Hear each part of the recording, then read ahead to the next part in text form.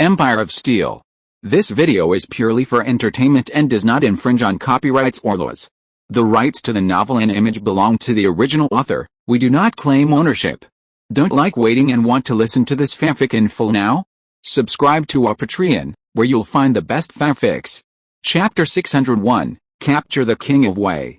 The artillery fire and beacon smoke in the whole city were the last elegy of King Wei's rule over Jinling City. Ye Qingyuan led the soldiers into the Wei Palace, and in the end they only found some slaves and servants who had not had time to escape. King Wei must have escaped. Ye Qingyuan frowned. This was what he expected.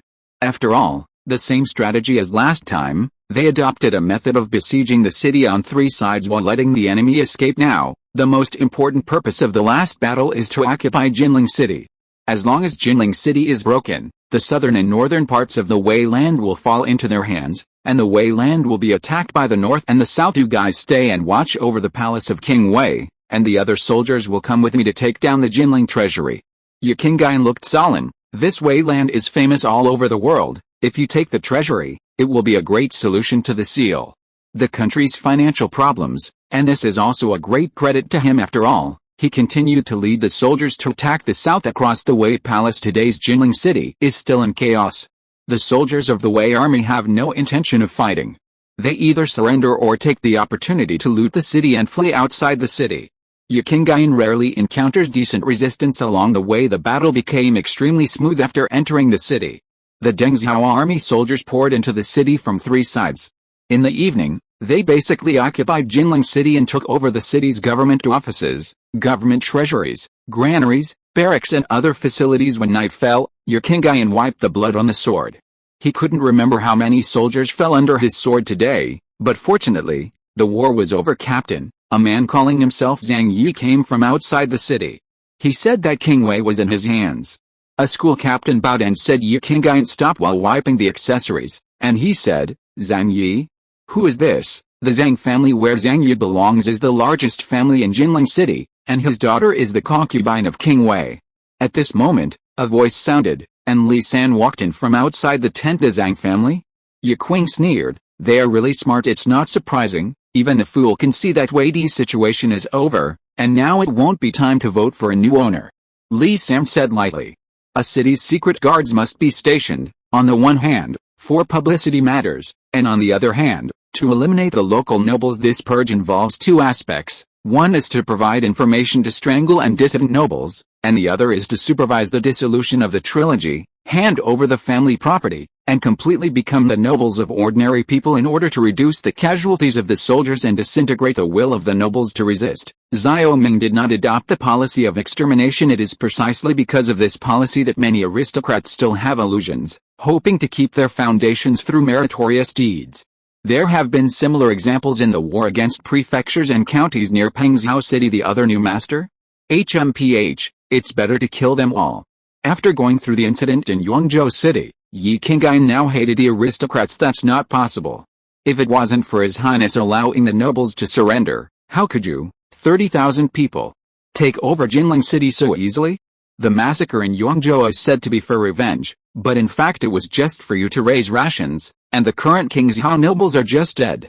The main culprit was the main offender, and the others were relocated to various places to work in agriculture, but now they are keeping their own way. Ye Qingyuan nodded. Your Highness is planning to do this time. That's not true.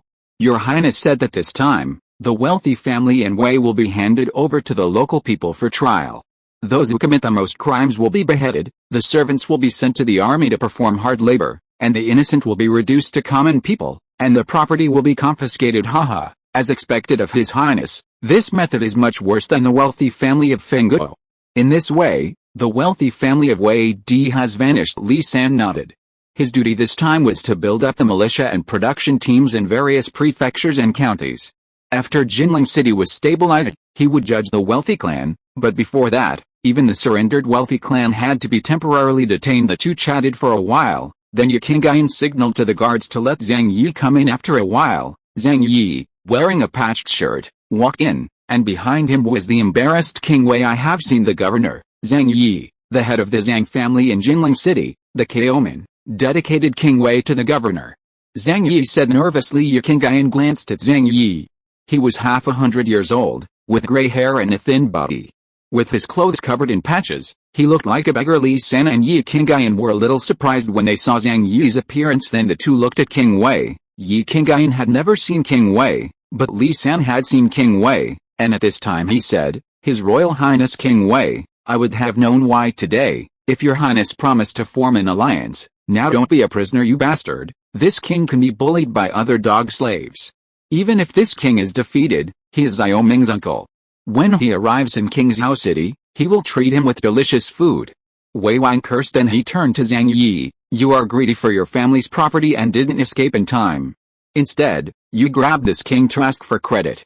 This king really hates that you didn't kill your whole family." Zhang Yi's face was blue and white, just as King Wei said. After the Deng Zhao army invaded Jinling City, he ordered his servants to clean up the gold and silver, but when he was ready to leave, the Deng Zhao army had fully occupied Jinling City. Just when he was desperate, he found King Wei in the crowd. It turned out that King Wei was finally ready to escape under the persuasion of the officials, but it was already too late, so he had a plan in his heart, which was to capture Wei. The king will make atonement. Facing King Wei's scolding, Li San didn't care. He said lightly, "His Royal Highness King Qi has always been thinking about the matter of His Royal Highness King Wei colluding with the King Zhao nobles to murder him, and it will be up to His Royal Highness to serve him deliciously of creation." When King Wei heard the words, his expression was extremely ugly. Yi Qingyan said, "You ordered the soldiers to loot and massacre, and more than 100,000 innocent people in Yongzhou City died tragically. How could His Highness get around you, the faint king, after that?"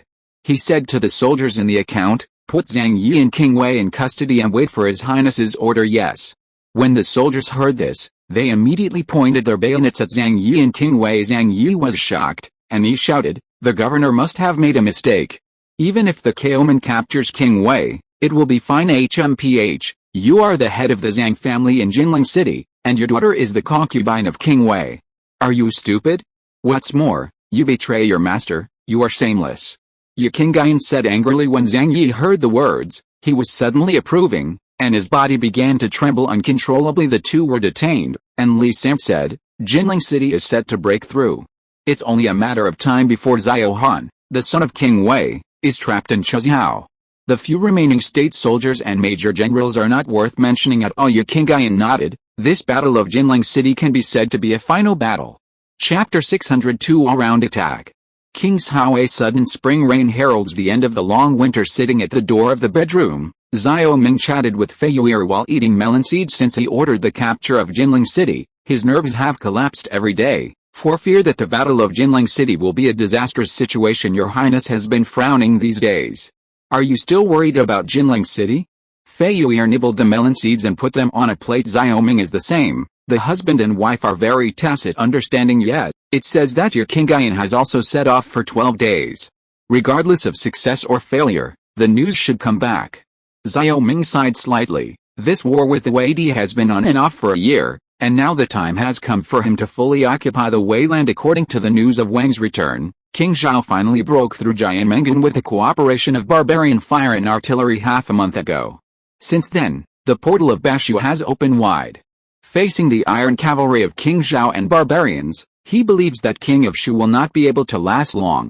This world granary will be lost from then on. King Zhao will occupy Chang'an City, and with Bashu as the granary, he will be able to advance and retreat freely. And Wang Zhuan also mentioned that King Zhao used the musket team this time. Since the Chang'an rebellion, King Zhao has been producing arquebuses. A musket team of 15,000 people was used, although some of these muskets were sold to him by Xiao Ming at the beginning. This number was enough to show that King Zhao copied many arquebuses, and what worried him most was that King Zhao would hand over the arquebus technology to the barbarians. After all, for the sake of kingship, one person will lose all bottom lines.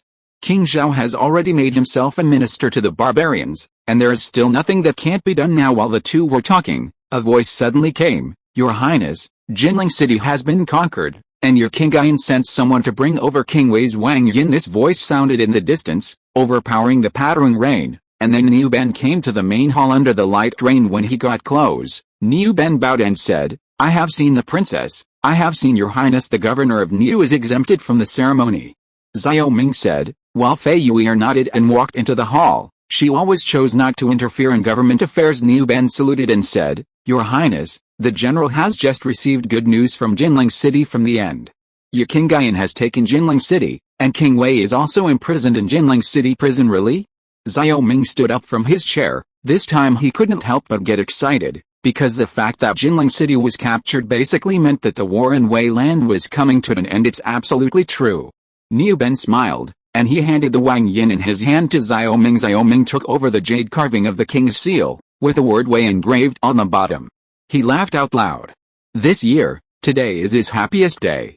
Although his feudal kingdom has developed in the past 3 years, but the overall wealth is still not as good as that of Weidi. Moreover, Weidi has many cities and a large population, which in itself is a huge wealth. As long as Weiland is one, not only will his products expand the market, but the financial problems of the feudal country will also be solved. This Weiland is not comparable to a granary in the world, but most of the granaries can still be compared. Since this is the case, immediately order Lu Fei to attack Chuzhou. King Wei is captured, Xiao Han is trapped in Chuzhou City, and if we get Xiao Han again, Wei will be completely leaderless. This time we will take down the remaining city in Wei. Xiao Ming said, yes, Your Highness. Niu Ben nodded heavily, turning around and leaving. Niu Ben asked the scouts to send the news to the front line of Chuzhou in the rain. After receiving Niu Ben's order, Lu Fei officially prepared to launch an attack on Chuzhou City. General, do you want to continue to starve the soldiers in the city for a few days? Luo Hong said to Lu Fei, holding the military order in his hand. Lu Fei looked at the listless soldiers in Chuzhou City and said, no need, now the soldiers in the city are probably starving crazy. You now let the logistics cook porridge in front of the camp, and send someone to tell the city at the same time. Soldiers, as long as you surrender, you will have porridge to drink. Yes. Luo Hong nodded. Ye Qingyan is really capable, but I won't lose to you. Lu Fei laughed. A few days ago, the reinforcements sent by the king of Wei had come to Chuzhou City, but they seemed to have received the news that Jinling City was broken before they reached Chuzhou City. Chong, now they are scattered like birds and beasts. There is no need for them to do anything at all at that time. He just suspected that something happened to Jinling City, but now Niu Ben's military order has made him confirm the news of Jinling City's destruction, so he is not going to attack immediately, but is going to start a heart-to-heart battle soon. Pouting of the Nanzhang army carried the big iron pot to the front of Chuzhou City, and boiled rice porridge in front of the Chuzhou defenders. The soldiers of the Nanzhang army formed a phalanx to guard the surrounding area. The fire was lit, the porridge was cooked, and soon the thick fragrance of rice drifted towards the Chuzhou City wall along the north wind. The hungry defenders immediately looked at the iron pot outside the city. At this time, a soldier with a loudspeaker took a few steps forward. The loudspeaker was shaped like a cone and rolled up with iron sheets. The soldier's voice traveled far through the loudspeaker. Brothers in the city, are you hungry? Come out and eat porridge when you are hungry, our general said. As long as you put down your weapons, we will never kill you. We just got the news that Jinling City has been captured. Now, your King Wei has also been arrested, and the kingdom of Wei is already dead, so why should you sacrifice in vain? The loud voice reached Chuzhou City, and the soldiers immediately made a noise. Jinling City has been captured? How is this possible? The soldiers on the city were from Jinling City and belonged to the reinforcements from Jinling City. The words of the Nanzhang army made them confused. Why is it impossible? The firearms of the Southern Expedition Army are so powerful, and there are not many troops left in Jinling City. How can they stop the attack of King Qi's army? A soldier said. Then what should we do? King Wei was also arrested. I don't want to die here in vain. Another soldier cried with the cries. The other reinforcement soldiers also felt a sense of sympathy. The problem they faced now was not that the city was besieged by the Southern Expedition Army, but that the food in the city was almost eaten in the past half a month. A small city of Chuzhou is crowded with hundreds of thousands of troops. There is simply not enough food and grass in the city. They are already eating one meal a day, and it will not be long before they will have nothing to eat. While the soldiers were talking, suddenly there was a sound of fighting at the gate of Chuzhou City, and then the inside of the city of Chuzhou City opened, and the soldiers of the Chuzhou army ran out of the city first. These soldiers are Chen Wei's subordinates. When Chen Wei was imprisoned, they were dissatisfied with Xiao Han. In such a desperate situation, they had no intention of fighting again. Send the arrows, kill them. The captain on the city wall shouted, but after his order was issued, none of the soldiers on the city wall started, and they all looked at him strangely. Chapter 603 Surrender. What do you want to do? Rebellion. The captain put his hand on the saber at his waist, and he felt a hint of danger from the cold eyes of the soldiers. "Lord Colonel, we are just too hungry to pull the bowstring," an archer said, and the chilling atmosphere suddenly softened. The colonel snorted coldly and said, "Listen to me, all of you, this is just a ruse of the Southern Expedition Army. Our Jinling City is unbreakable, and it is impossible for them to capture Jinling City." The soldiers did not speak. They were not fools. The reinforcements had not yet arrived, and the food and grass in the city were still exhausted, which was enough to show that there was a problem with Jinling City. Even if Jinling City was not broken, they were now an abandoned army. Seeing that the soldier didn't speak, the colonel's eyes looked outside the city, and he swallowed when he smelled Mi Xiang floating over. He was equally worried, but as a lieutenant colonel, he had to obey the military orders. After getting down from the tower, he immediately passed the news of the rebellion of the Chuzhou army to Xiao Han. "Trash, idiots! What's the use of this king keeping you all?" Xiao Han was furious when he heard the words. "I knew that Chen Wei and his Chuzhou army were useless at all, and now they are guarding the city gate in person, and all soldiers who surrender will be killed." Amnesty. The captain of the school was scolded, but he just lowered his head. After Xiao Han finished venting, he said, "The Nanzhang army outside the city also said," and said, "What else?" Xiao Han was a little impatient, even a little irritable. He has been flying pigeons for more than 10 days, but so far no reinforcements have arrived, and the baggage in the city has also been consumed by 70 or 88.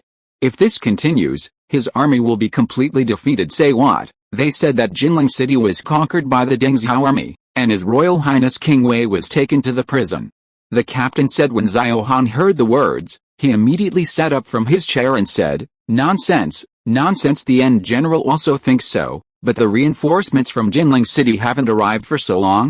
The captain did not dare to say any more. This sentence completely broke Xiao Han's spirit, but he still held a glimmer of hope in his heart. He said, "Wait, Jinling City will be fine. It will be fine." Outside the city, the soldiers of the Nanzhang army continued to shout, but after the Chuzhou army defected and left the city, the content of the shouting changed again. "Brothers in Chuzhou, listen, Jinling City has been destroyed, your King Wei is also in our hands, and now your king's seal is in the military camp." Hearing this news, the soldiers on the city wall became more and more shocked, and another general went down the city wall and went to Chuzhou Prefecture to tell Xiao Han the news. Wang Yin. This time Xiao Han could no longer be calm. He immediately rushed out of the palace and boarded the city gate, just as the general who reported the letter said. Now the Nanzhang army is shouting what he said. "Shameless people, don't confuse the public with evil words. How could Jinling City be destroyed? How could my father be in your hands?" Xiao Han said angrily. The soldier who shouted was not in a hurry. He seemed to be waiting for Xiao Han to climb the city wall. He said, "If you don't believe me, just wait." After saying that, he gestured towards the direction of the camp. And then a cavalryman came out of the camp to him. This cavalry is none other than Bei Nu. This time Niu Ben not only sent the military order, but also the Wang Yin, in order to disturb Xiao Han's military heart. "Xiao Han, can you recognize what this is?"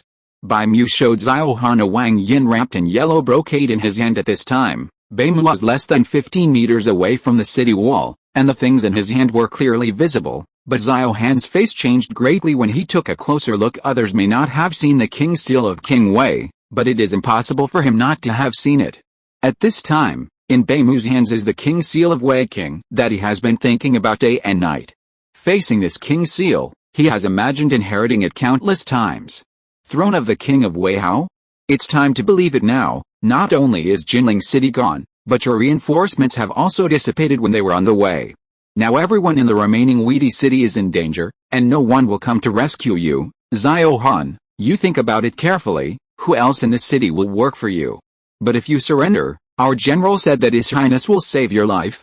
Bai Mu said loudly. At this time, Xiao Han's mind was blank, and he didn't hear a word of Bai Mu's words. His body trembled slightly, and with the help of his generals, he left the city while Bai Mu sneered and rode back to the camp of the Southern Expedition Army General. Xiao Han is bound to be in chaos now. What should we do now? Bai Mu said. Lu Fei said, there is no need to continue to consume it. If he does not surrender, we will bombard Chuzhou City. His Highness ordered us to take Chuzhou City and continue to conquer other cities in Buidi. If it takes a long time, I am afraid that these states will the county council suffer the same disaster as the city of Yangzhou, and these wealthy families are very brutal, but they don't care about the lives of the people. Bai Mu nodded when he heard the words. The shouting continued. An hour passed and there was no news from Chuzhou City. Lu Fei said to Luo Xin, "Don't wait any longer, the people in the city must be in chaos. It's time to attack the city." Luo Xin nodded. In the past 6 months, the number of artillery pieces of the Central South Expedition Army has increased to 100. At this time, 100 artillery pieces are arranged in a straight line to face Chuzhou City fire. Luo Xin gave the order coldly. Boom boom boom. The artillerymen, who had already been prepared, immediately began to bombard the city wall, and at the same time, the gunners of the mortars hit the city one by one immediately. Dust flew up on the city walls of Chuzhou, and fire and smoke filled the air. Lu Fei looked at all this indifferently. He was putting more pressure on Zhao Han. There were so many soldiers in the city that it would take a few days to kill them, and these soldiers were innocent at this time. The city of Chuzhou was already in chaos, and more than 100,000 soldiers had long been hungry. Now that they learned that Jinling City was lost, both the generals and the soldiers lost their will to fight in front of the powerful firepower of the Nanzhang army. They were even more frightened. The soldiers on the city wall could only cry in despair. Continued despair turned into anger. Some soldiers suddenly became timid, and they chose to rebel. First a soldier, then a second one. More and more soldiers participated in the rebellion. They gathered together and rushed to the government office. As long as Zhao Han was caught, the battle would be over. Then at this moment, Zhao Han walked out of the government office. Facing a group of covetous rebels, he said desperately, "I surrender, surrender." The generals and soldiers suddenly cheered, and now they just wanted to eat a full meal. Some soldiers directly opened the city gate, threw their weapons and armor on the ground, and walked out of the city with their hands raised as required by the Southern Expedition Army. When the Wei army poured out from the city gate, Lu Fei ordered Luo Xin to stop the artillery bombardment. He laughed loudly. This is a soldier who is subdued without fighting. Chapter 604. The overall situation has been decided. The soldiers walked out of Chuzhou City one by one. The soldiers who surrendered were all required to drop their weapons and remove their armor, leaving only a commoner. The soldiers of the Nanzhang army took flintlock guns to supervise the soldiers who came out of the city to prevent them from taking advantage of the opportunity to cause chaos. Following the soldiers, Zhao Han also walked out of the city. Lu Fei had been waiting for Zhao Han, and when he saw Zhao Han coming out, he said, "Your Highness, you have made a wise decision. Otherwise I don't know how many soldiers will die in vain." General Lu said that Zhao Wang made this decision because he felt sorry for the soldiers. I hope that General Lu can speak a few words for Zhao Wang in front of His Highness in the future. Of course there's no problem with this, I'll keep my word. Lu Fei said. Zhao Han smiled bitterly. "Thank you." General Lu Fei nodded. At this time, he asked Luo Hong to take Zhao Han to tent to take care of him. Like King Wei, Zhao Han also belonged to the royal family. Hands on taking Zhao Han into custody, Lu Fei frowned as he looked at the many prisoners. Bai Mu noticed Lu Fei's expression. He said, "General, this is troublesome. These soldiers are too many. Stay in the army for our rations. It's not enough to eat, and it's a hidden danger to leave these people behind." Lu Fei was also thinking about this issue. He said, "These people are a burden to us now. In this way, after these soldiers have eaten, they will be given 3 days of dry food for each of them and let them return to their hometowns. Well, this is a way." Bai Mu nodded. "These more than 100,000 people will also eat them down," Lu Fei said, "and letting these soldiers go back can also promote our kindness, and at the same time destroy the morale of other city defenders." After making a plan to deal with the prisoners, Lu Fei sent people to send the battle situation in Chuzhou City to Qingzhou City. The next day he asked the soldiers to distribute dry food to the prisoners for 3 days.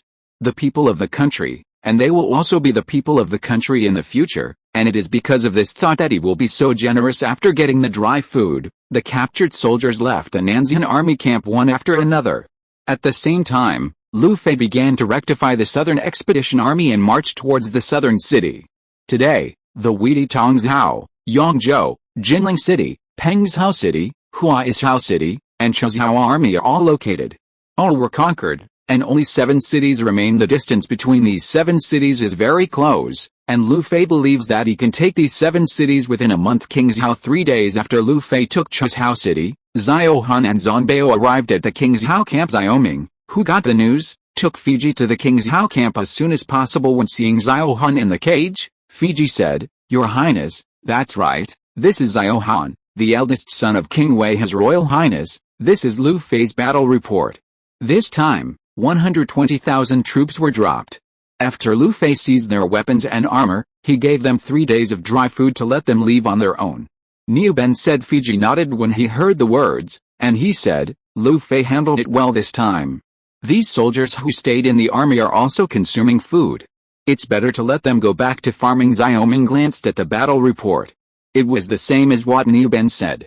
These soldiers were no longer a threat to the Southern Expedition Army, but they were a burden to King Zhao. If he turned these people into slaves, it would inevitably cause the people of Wei to suffer. Dissatisfied, let them go on their own is the best choice. He didn't stay at Bowen College for nothing during this time. Xiao Ming said. At this time, Xiao Ming looked at Xiao Han. In the battle report, Lu Fei said that he promised to spare Xiao Han's life and asked Xiao Ming to spare Xiao Han's death. He said to Xiao Han, you and I are both royal family members. There is also some credit for the surrender of the soldiers. This king will not kill you, but the death penalty can be avoided, and the death penalty cannot escape. This king decided to demote you to the Ryukyu Island as a commoner. Are you willing? Xiao Han felt sorrow in his heart, and he was already prepared for this result.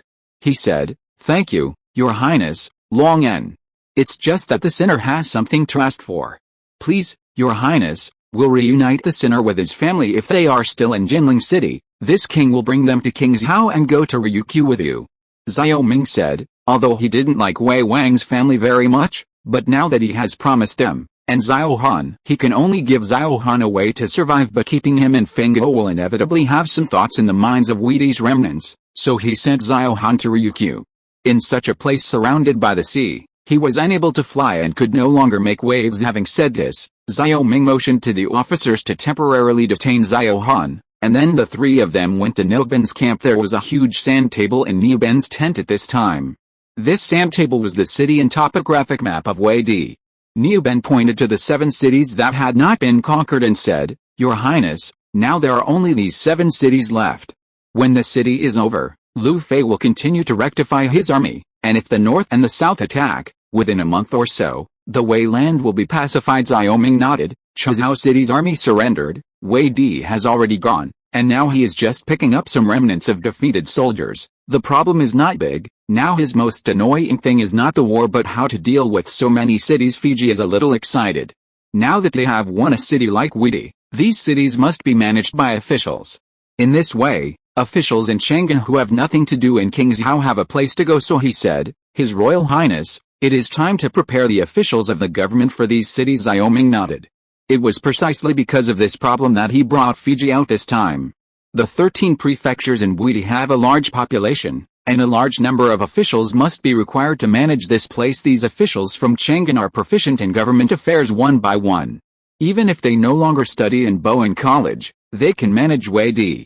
Now that they have learned the knowledge of Bowen College, there is no problem in this case. You will assess them in the past 2 days, and if they are qualified, they will be assigned corresponding positions. Xiao Ming said. Fiji nodded. He was better at this than Xiao Ming. Niu Ben said, His Royal Highness, what should we do with the defenders of these cities? Weidi has just been captured, and it will inevitably be flooded with chaotic troops and thieves for a period of time. We must guard against it. Xiao Ming had already had his own thoughts on this issue.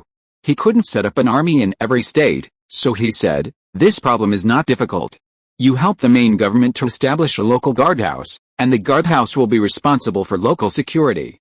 The guard station in Xiao Ming's mouth is the guard station in the last government reform, which is basically equivalent to a modern police agency. However, because Weidi may be very chaotic for a while, he will increase the number of personnel in the guard. Chapter 605, Government Decree Adjustment. Yes, Your Highness. Fiji's excitement over the appointment of officials in the King Zhao camp is beyond words.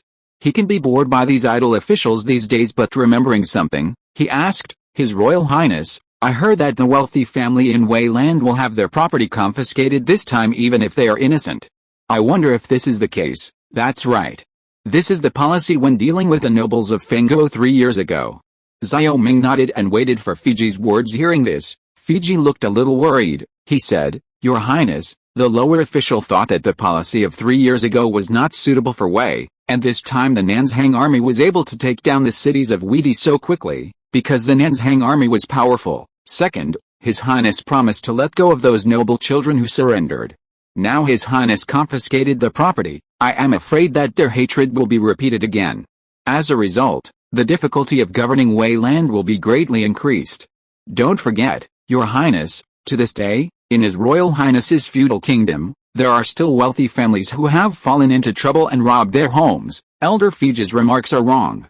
It's not that His Highness is not merciful, but that after His Highness bypassed these noble families, they not only did not thank Dade, but tried to murder His Highness. The wealthy family in Widi is more deeply rooted than Fengguo. There will be trouble. What Dudunu said is exactly what this king is worried about. Compared with the number and power of the wealthy clan in Widi, the wealthy clans who were originally feuding the country are nothing but insignificant, but the king's confiscation of their family property is only the part of their covetous people. What's wrong with this? Xiao Ming said. Fiji smiled lightly, and he said, in these days with His Highness, I found that His Highness has a strong character, which is a good thing for a king, but it is easy to break. If His Highness wants to become a generation of wise masters, it is necessary to have the fierceness of a tiger and the cunning of a fox. Xiao Ming was stunned for a moment. Pang Yukan once said that to him, but he thought he had changed a lot, but he didn't expect that in Fiji's eyes it was still the same image. Elder Fiji might as well speak directly. Xiao Ming can still listen to bad advice, and Fiji is very knowledgeable. His understanding of the Great Yu Kingdom is much deeper than his, and he is willing to learn. Then the old minister will talk too much? Fiji pondered for a while, and he said, right now, His Highness's main task is not to suppress the powerful family, but also to end the domestic disputes and unite the Great Yu Kingdom. Although the wealthy family in Widi is still powerful, they are no longer able to threaten. When it comes to His Highness, after all, King Wei can't fight against His Highness. Who can have this ability better than King Wei? Xiao Ming nodded. Fiji continued, since no one can threaten His Royal Highness's rule over Wei, why should His Highness make enemies in Wei, so that a wealthy Wei will continue to fall into war and civil strife? Now that His Highness is in the world, what he needs is the money, grain and supporters. The wealthy and powerful families of the past dynasties are all grass. If Your Highness falls, they will become His Highness's minions, and when His Highness invades the world, the wealthy families in the various vassal kingdoms will definitely not meet with death. Niu Ben looked at Fiji. His expression was a bit complicated. His Royal Highness knows that His Highness was almost murdered by a wealthy family 3 years ago, but the situation has changed. Today's His Royal Highness is not the weak His Royal Highness, and he also agrees with the matter of dealing with the wealthy family of Fengguo 3 years ago. After all, at that time, there were internal and external troubles, and hidden dangers could not be left in the closed country. Fiji said. So what does Mr. Fiji mean to let this king win the support of the wealthy? Xiao Ming's subordinate said that the most important thing for His Royal Highness at present is to unify the Great Yu Kingdom, and he vaguely understands Fiji's thoughts exactly. We want to suppress the wealthy family of Wei Di, but we must not force them to turn back. In this way, Wei Di can quickly resume production and become His Highness granary. Xiao Ming frowned. He looked at Wei Di on the sand table.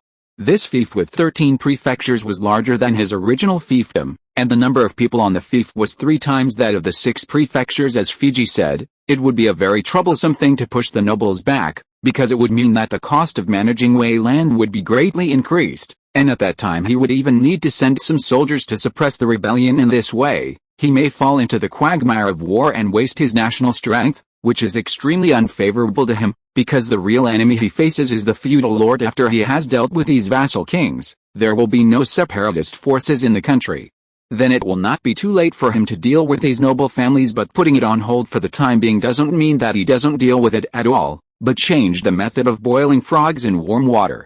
Looking at Fiji, he wanted to continue to test Fiji's ability, so he said, then tell me how to deal with it. 1. Confiscating the land of the big nobles in each state and distributing them to the local people, and confiscating their property, because these nobles are all staunch supporters of the King of Wei, and most of the children of the family hold official positions in the government. Small aristocrats, there are a large number of such aristocrats. They are attached to the local big aristocrats, but they hold a grudge against the oppression of the big aristocrats, so part of their land and property can be confiscated. The third is some more enlightened and virtuous people in various states and counties. The noble family, His Royal Highness should appease them and win their support, so Wei Di can be settled. Fiji said with a smile. Xiao Ming laughed and said to Fiji, did Fei Jie read any interesting books at Bowen College these days? His Royal Highness guessed it. Fiji was a little embarrassed. Xiao Ming said, these books were written by this king, why don't you know? You are right, This time this king was a little negligent and did not make a decree for Wadi in a timely manner, but it seems that it is not too late. The matter of the wealthy family and Wadi will be handed over to Elder Fij. As you said, this king needs a stable and prosperous Wayland, not a war-torn Wayland. Fiji breathed a sigh of relief. Since the last time he was scolded by Xiaoming for studying the books in the Bowen Institute, he gradually learned some magical policies. This bold proposal was also at the risk of being scolded, but this time he was right. Yes, Your Highness, the old minister will live up to His Highness's expectations. Fiji said solemnly. Niu Ben gradually understood after some explanations from Fiji. He said, Old Phaja is not bad for Old Phaja.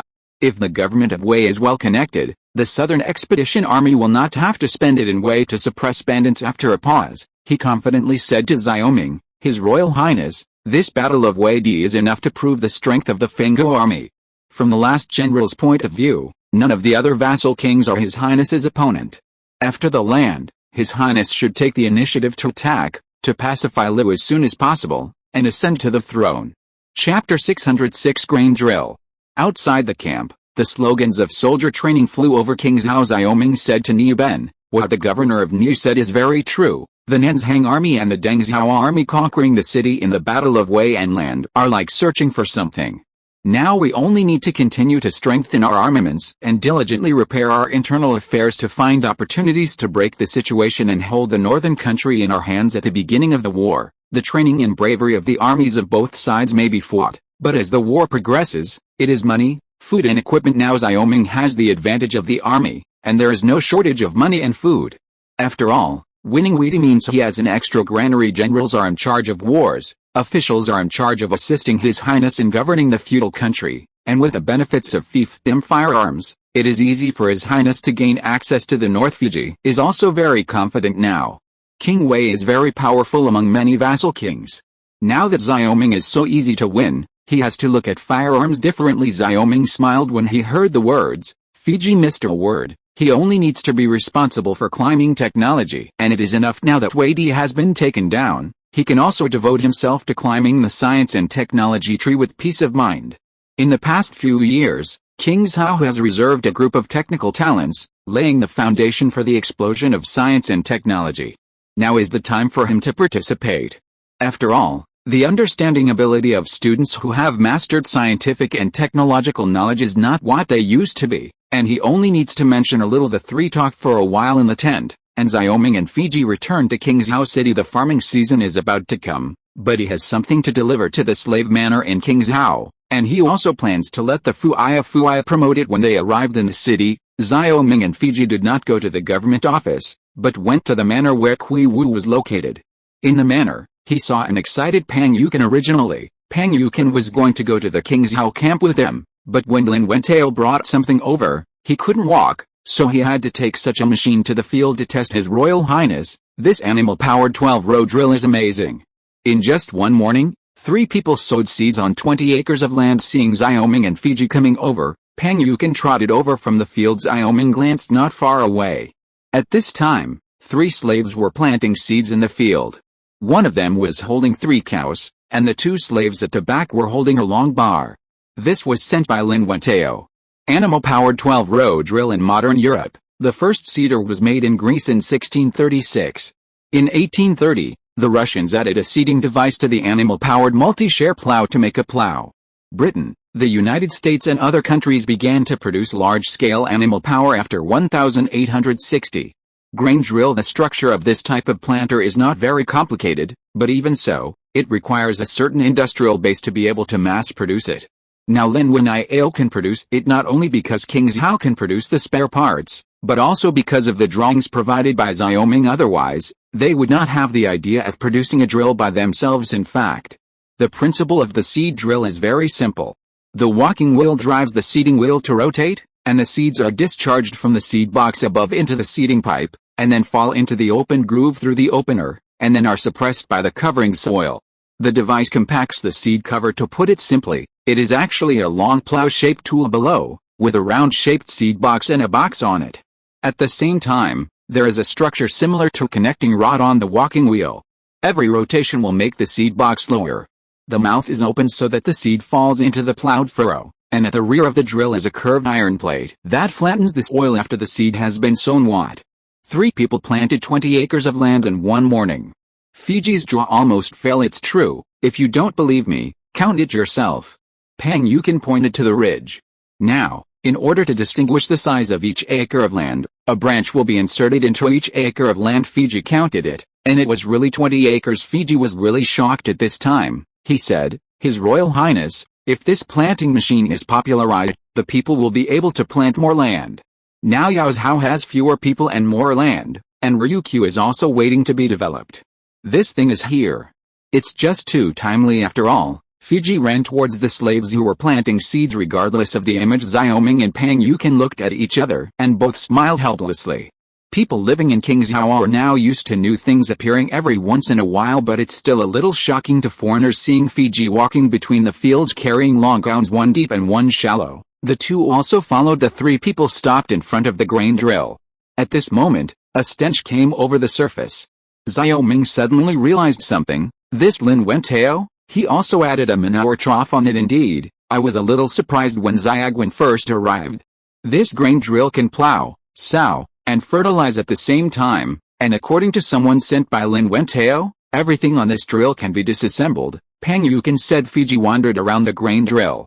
After reading it, he probably knew something, and he said, Isn't this a columbine? Yes, it's a columbine, but it's an improved columbine. Xiao Ming laughed. Fiji nodded. In the past, the common people used wooden columbine carts. This kind of columbine carts are very slow to spread seeds. This thing is made of steel, much faster, and this thing is like 12 columbine carts trapped together. No wonder one morning it can spread 20 acres of land. That's natural. How can an Aquilegia car be compared to such a large drill? Your Highness, let Lin Wentao mass produce it now, and then let each production team buy one.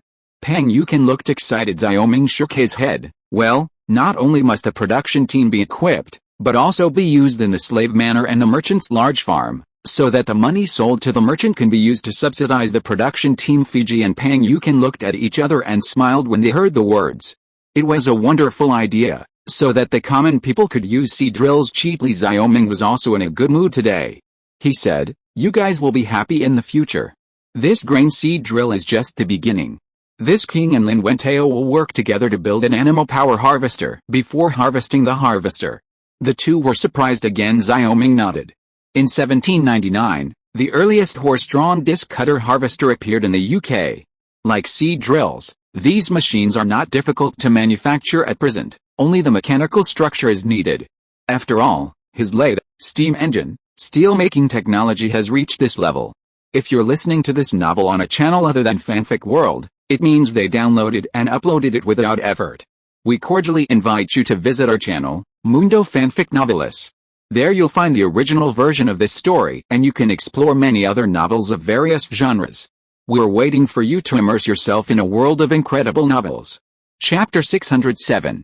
P.S. There is one more chapter. The fragrance of the soil wafts wantonly in the spring breeze, the trees in the fields are full of chirping sparrows, and the beautiful pastoral scenery is unobstructed. The 3 carefully watched the use of the grain drill before returning to the field with a smile. Fiji asked at this time, His Royal Highness, what can this grain drill be able to grow? Wheat, barley, sorghum, millet, beans, early rice, rapeseed, flax can all be used. Xiao Ming said, looking around the beautiful scenery. Since he came to this world, he has never been so serious to appreciate the original scenery of this world. Now that he has solved the threat to the south, he can finally enjoy life in this world with peace of mind. As for King Yan, King Zhao and King Liang are just meat on the chopping board to him, and when to cut it is only a matter of time. So much? Fiji stroked his beard and narrowed his eyes with a smile. First there were potatoes, then sweet potatoes. Now the emergence of seed drills has reduced the number of people needed to cultivate the land. The agriculture of the closed country is now booming. He believes that in a few years, the food of the closed country may not be enough. Pang Yukin was happy in his heart, but he also thought of an important question. Your Highness, Wei has more people and less land, while Yao Zhao has fewer people and more land, so the amount of land allocated to each commoner will inevitably be different. Thinking about whether to send some people from the densely populated prefectures and counties to Yao Zhao, Xiao Ming nodded. Pang Xiaofu said what this king was thinking, but not everyone is willing to leave the country. Wei Di has just recovered, and people's hearts are still unstable at this time. This king thinks that it is better to introduce some policies that benefit the common people in densely populated prefectures and counties. For example, if you move to Yaozhou, you can get compensation, and you can even allocate some more land. Your Highness has thought about it carefully. This is a solution.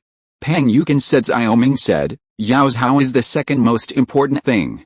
This king is mainly worried about the land outside Shanhaiguan. The land outside Shanhaiguan? Fiji looked confused. This king has read a lot of history books these days, and found that the turmoil in the north for thousands of years has always been because even if the barbarians of the grasslands were driven away, the dynasties did not send people to settle in this land.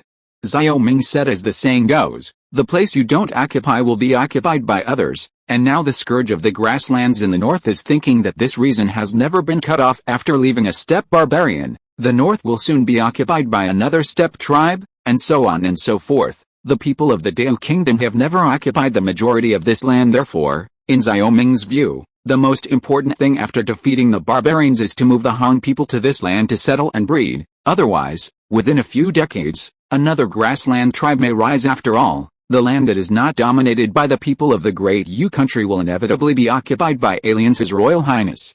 The north is bitterly cold. Who would like to live in these barren places? Pang Yukin said. A current fact. Xiao Ming sighed and said, forget it. This king only mentioned it. It may take some years to defeat the barbarians. But now you have to take this issue into your heart. No way now does not mean that there is no way in the future. Next, he will encourage the people of Dao to have more children. When the water tank is full, it will overflow. If the population is large, people will naturally be willing to settle in the north. No longer mentioning this matter, Xiao Ming said, now that you have a grain drill, you should also find a way to promote it to businessmen. It takes a lot of steel and manpower to manufacture this thing, and it is worth it if it can be sold at a good price. Establish a separate workshop for production. Pang Yukin took the initiative to stop the matter, and he said, Your Highness, leave this matter to the next official. Elder Fiji will definitely be very busy with Wei Di's affairs. Fiji smiled. Although the two often argue because of different ideas, they have always cooperated well in government affairs. The three of them walked towards the government office while talking. Now they just need to wait for the good news from the Nanzhang army. On March 6, Heizhou City, the Battle of Chuzhou was over, and Lu Fei led the army to the city of Heizhou in Wei. During this period, information from the secret guard kept coming. Just the day he guessed, the Battle of Jinling City, the Battle of Chuzhou, and the main force of Wei had already all were wiped out, and the remaining cities were just some remnants of defeated soldiers. After the secret guard in the city reported that there were only 8,000 defenders in the city, he launched an attack, but the city of Heizhou was destroyed in just one day. On March 9, after a 3-day rest, the Nanzhang army left 2,000 people in the city to maintain law and order and set off for Suzhou. On March 13, the city of Suzhou was captured. At the same time, after leaving 10,000 people to guard Jinling City, Yi Qingyan led 20,000 people to Binzhou, which was only a day's journey away. On March 14, Binzhou City was broken, and then on March 20, Shaoxiao City was broken by Yi Qingyan. The city of Sizhou was destroyed on March 25, the city of Taizhou was destroyed on April 2, and the city of Yaozhou was destroyed on April 10. On April 20, Yi Qingyan led the Dengzhou army and Lu Fei to join forces under the city of Shaoxiao. This city of Shaoxiao was the last city in Wei, and if this city was captured, the entire territory of Wei would be included in the feudal kingdom. Yi Qingyan, why do you have so few people left? Lu Fei glanced at Yi Qingyan, and there were only about 10,000 people left. Yi Qingyan rolled his eyes. You think too much? These soldiers didn't die in battle, but I left them in the occupied prefectures and counties to maintain order. Aren't you the same? I thought it was because you weren't good at learning that you killed everyone. Lu Fei rubbed the back of his head and laughed. Yi Qingyan and Lu Fei have known each other for a long time and belong to the old officials of Fengguo. Because of this, he and Lu Fei talk very casually, and the two often beat and scold. Glancing at Shaoxiao City, Yi Qingyan said, Do you fight or I fight? Lu Fei thought for a while. We won't fight, let Luo Hong fight. After all, the Luo family is also a well-known family of military gods in the Great Yu Kingdom. Now that Huluiping Pingyang has to give him some opportunities, right? Yi Qingyan was stunned for a moment, and he said, Yes, I heard that the firearms battalion fought very hard these few times. Yeah. That's why we can't bully others. Lu Fei said. Yi Qingyan nodded. Okay, I won't fight with Luo Hong. The brothers in the firearms camp also need some money to settle down in King's Hao, so I will give them this piece of fat ba, fake and generous. Who doesn't know that you occupied Jinling City? Yi Qingyan will be fat when you give out the bounty. Lu Fei said. This satisfied Yi Qingyan's face was full of smiles, and he didn't care what Lu Fei said. Just as Lu Fei said, now he and his soldiers are excited. He had already checked out the treasury of Jinling City, and this time he really made a fortune by closing the country. Chapter 608. In Jinling City. The city of Shaozhao was covered in flames and smoke amid the rumble of artillery fire. Just as Yi Qingyan said, Lu Fei dispatched Luo Hong to attack Shaozhao City. This time in this battle, the Luo brothers worked hard and never complained, and Lu Fei saw all this, so in the final battle of Shaozhao, he was going to give some of the credit to Luo Hong. He did this partly out of respect for the Luo family in the Battle of Jizhao, but also in order not to be greedy for merit. He knew that after returning this time, he would definitely be rewarded for merit and deeds, and it would be good for him to take all the credit by himself, and he knew Xiaoming very well, and he believed that Xiaoming would also want him to do the same. Shaozhao City was the last remaining city in Wei, and it was also the closest city to Yan. It is for this reason that the two will attack Shaozhao City after meeting, and there is no other reason, but because they are worried that King Yan will take the opportunity to capture Shaozhao City. However, they were relieved that King Yan did not launch an attack on Shaozhao City. Under the joint attack of the two armies, the defenders of Shaozhao City quickly chose to surrender. On April 21st, Shaozhao City was destroyed, and all 13 states in Wei were conquered in the blood like sunset. Yi Qingyan and Lu Fei led the soldiers into Shaozhao City, with blood and glory shining with them. Subsequently, the news was passed on to Kingzhao City. After waiting for more than a month, Xiaoming showed a sincere smile after getting the news.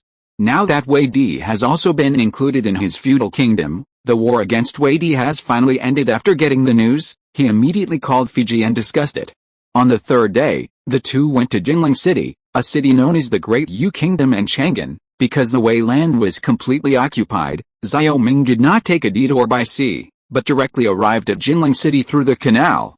At the same time, Yi Qingyan was also ordered to rush to Jinling City. 6 days later, the boat carrying Xiaoming and a group of officials stopped at the Jinling City wharf on the shore. Xiaoming smiled bitterly at the city wall that was being repaired at the South City Gate. Needless to say, this was the city wall that Yi Qingyan used artillery to blast away directly. Fiji and the officials followed closely behind Xiaoming, and they also pointed at the city wall with a distressed look. Looking outside for a while, Xiaoming and the others entered Jinling City. In fact, Xiaoming has always longed for Jinling City. After all, it is also the ancient capital of the 6 dynasties in contemporary Jinling City. Now that the land under his feet belonged to Jinling City, he was a little excited. Your Highness, Yi Qingyan was already waiting for them on the way. Seeing Xiaoming and others coming, he immediately became a guide, leading Xiaoming to Jinling City. I heard that the treasury in Jinling City is very impressive.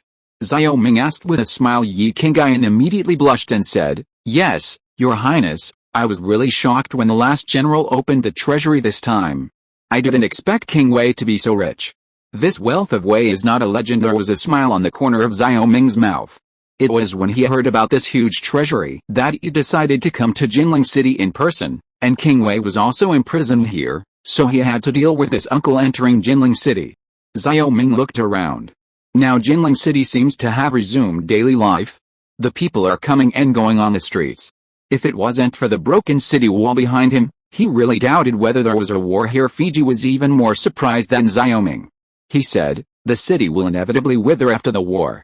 Why does Jinling City still have such a prosperous image, Elder Fiji? This is not surprising. This attack on Jinling City was a surprise attack, and the people in Jinling City did not have time to escape. Second, we attacked the city very fast, and the treasury and houses in the city were not destroyed by the Wei army. Secondly, we did not harass the people after we entered the city, but these days the people are no longer afraid of us, and gradually returned to the previous scene." Yi Qingyan explained to Fiji, and a group of officials were once again impressed by the military discipline of Deng Zhao.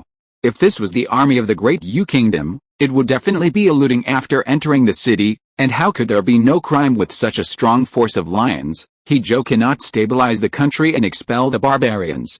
An official exclaimed. When other officials heard the words, they echoed. They thought that the battle between Wei and Di would take 3 years, but they did not expect that everything would be over in less than a year. Talking all the way, Yi Qingyan brought Xiao Ming to the Wei Palace. His Royal Highness, the plaque of this palace has been removed and replaced with the words Royal Court. The rooms inside have also been cleaned. Your Highness can rest here tonight.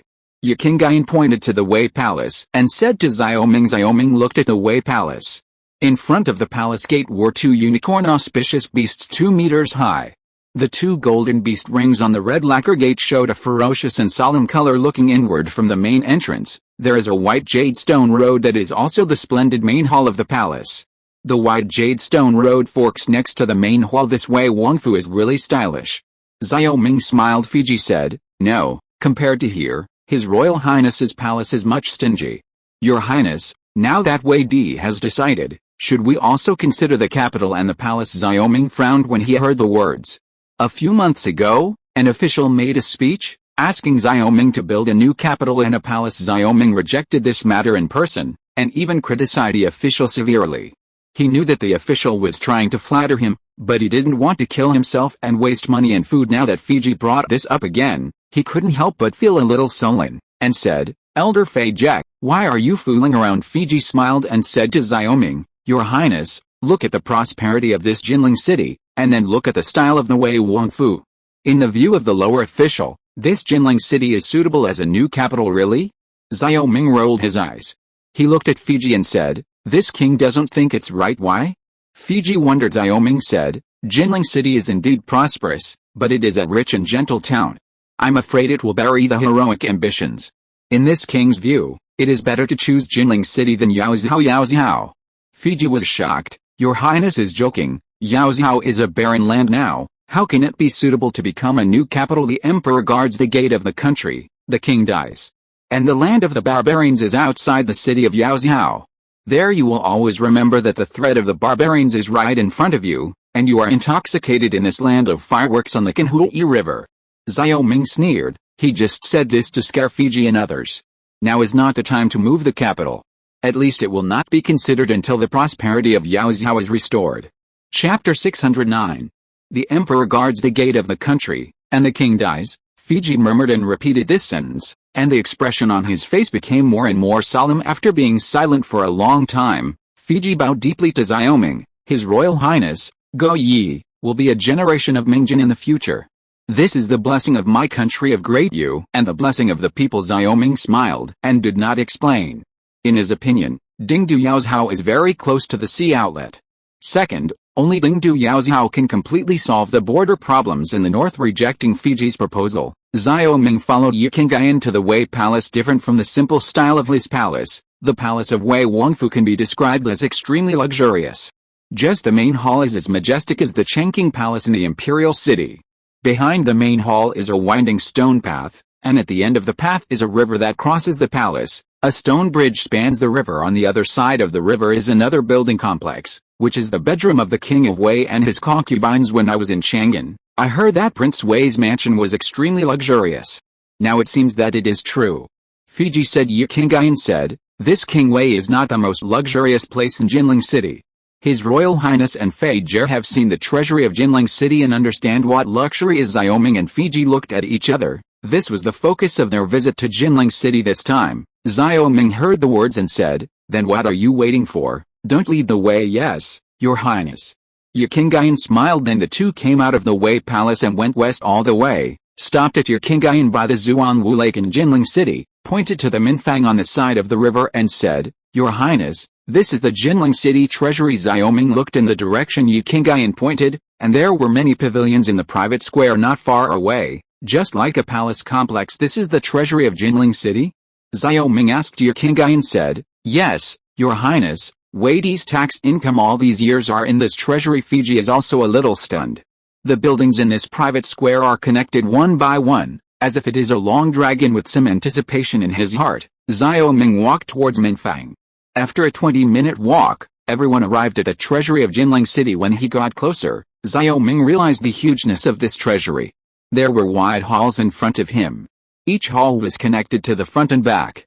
At this time, the soldiers of the Dengxiao army were guarding these halls. His Royal Highness, please see, this treasury stores silver taels, and the last commander has already sent someone to count them, a total of 8 million taels of silver. Yi Qingyan said. The glasses of Fiji and the officials widened immediately, and Fiji said, King Wei is indeed extremely rich at this time. Xiao Ming's heart beat a bit unsatisfactorily. What is currently lacking in King Xiao Bank is silver. If there is enough silver, he can issue banknotes based on silver. Now that so much silver is stored in King Wei's treasury, it is a timely reign for him. Under the leadership of Yi Qingyan, he and Fiji entered the treasury together. Suddenly, a silver light made his eyes slightly sting. He saw neat silver ingots stacked in the treasury, and each silver ingot was in the shape of a long bar. He picked up a silver ingot and weighed it. A silver ingot should be at least a pound. 8 million taels of silver is also 800 tons, and it is estimated that the savings of King Wei in the past 10 years are all here. His Royal Highness, we have made a fortune. Fiji couldn't help but dance with excitement at this time. Yi Qingyan smiled and continued, silver is stored in this hall, and copper coins are stored next door. Compared with silver, this copper is more. Let's go and have a look.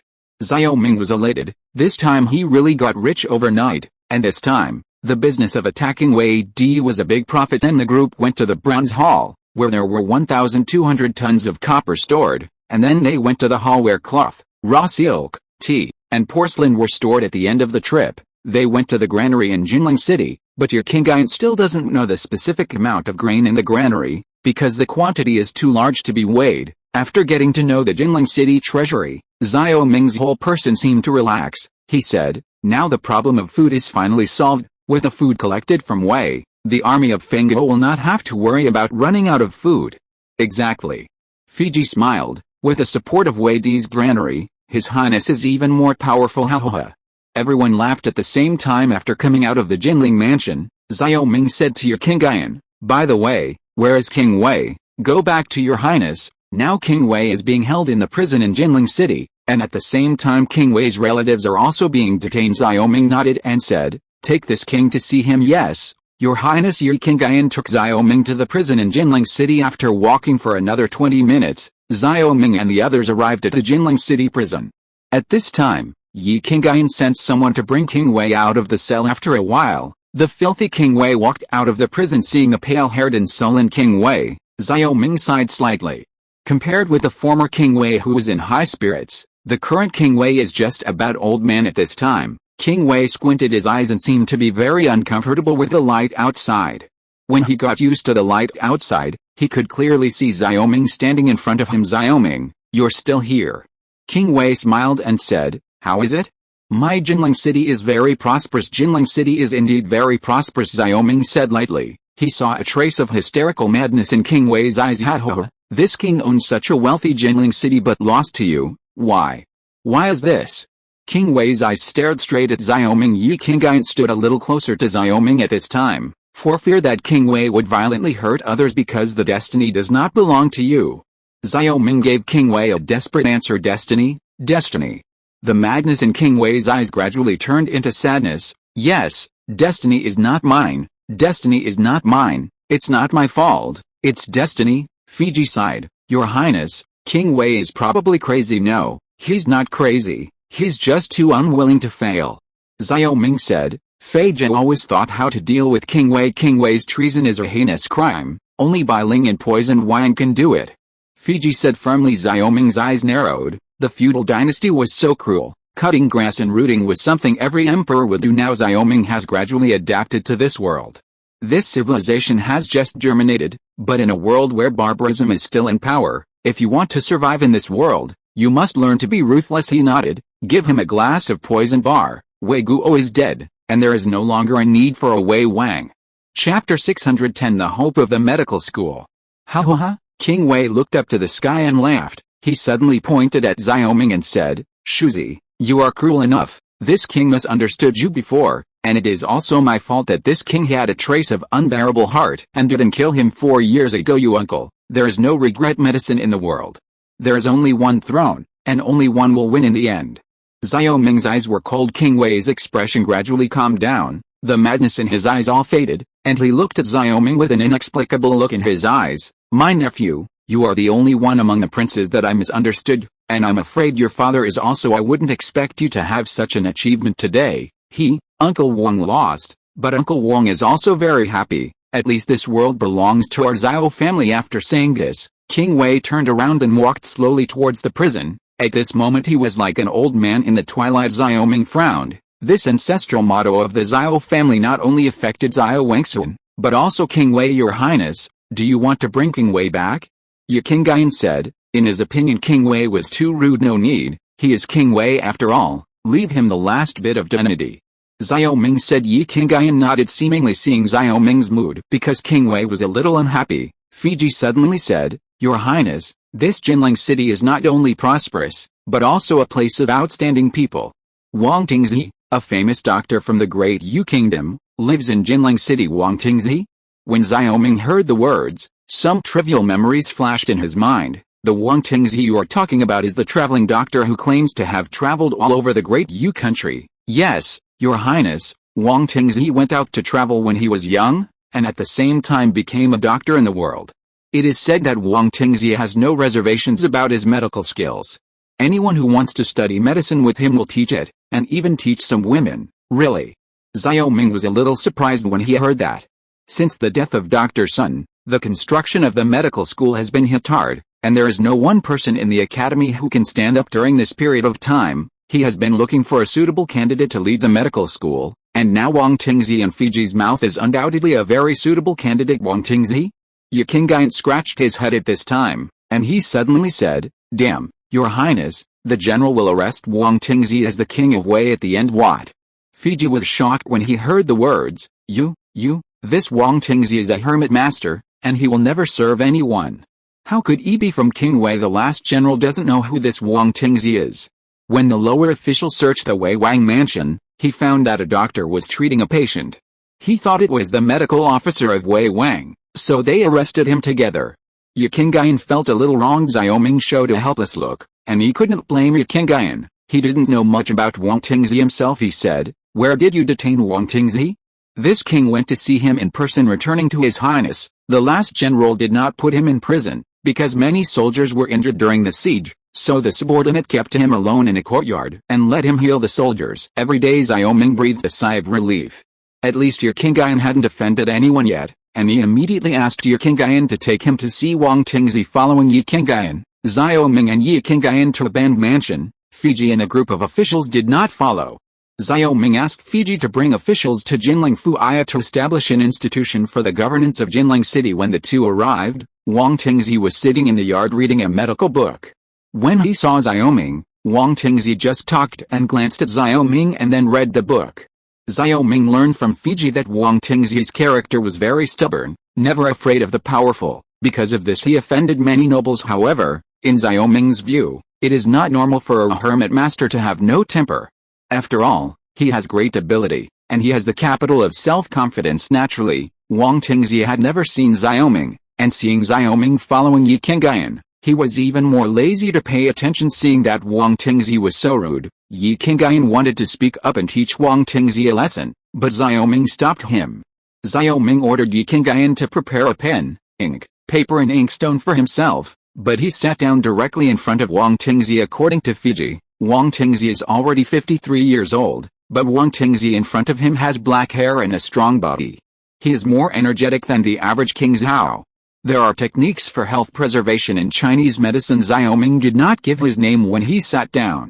After Yi Qingyan prepared the ink, he started to pick up the brush and write in front of Wang Tingzi. What he wrote was nothing but a famous doctor of the Tang dynasty. Jin Jinfang by Sun Sima. Wang Tingzi ignored what Xiao Ming was doing at first, but when the writing on the paper became more and more, he couldn't help but glance at it. After seeing this one glance, he couldn't stop. Wherever Xiao Ming's pen landed, his eyes could see where he was, and he even showed anxiety after finishing one of the chapters in the 1,000 gold recipe. Xiao Ming stopped writing and pushed the paper to Wang Tingzi. Instead, Wang Tingzi was stunned and put down the medical book in his hand. He then looked at Xiao Ming and glanced at the paper on the stone table. Ignoring Xiao Ming, he picked up the entire page to look at it, but he couldn't let go of it when he saw it, as if he had seen a treasure in the world. He praised it as he read it. Wang Tingzi looked attentively, completely oblivious, while Xiao Ming waited quietly.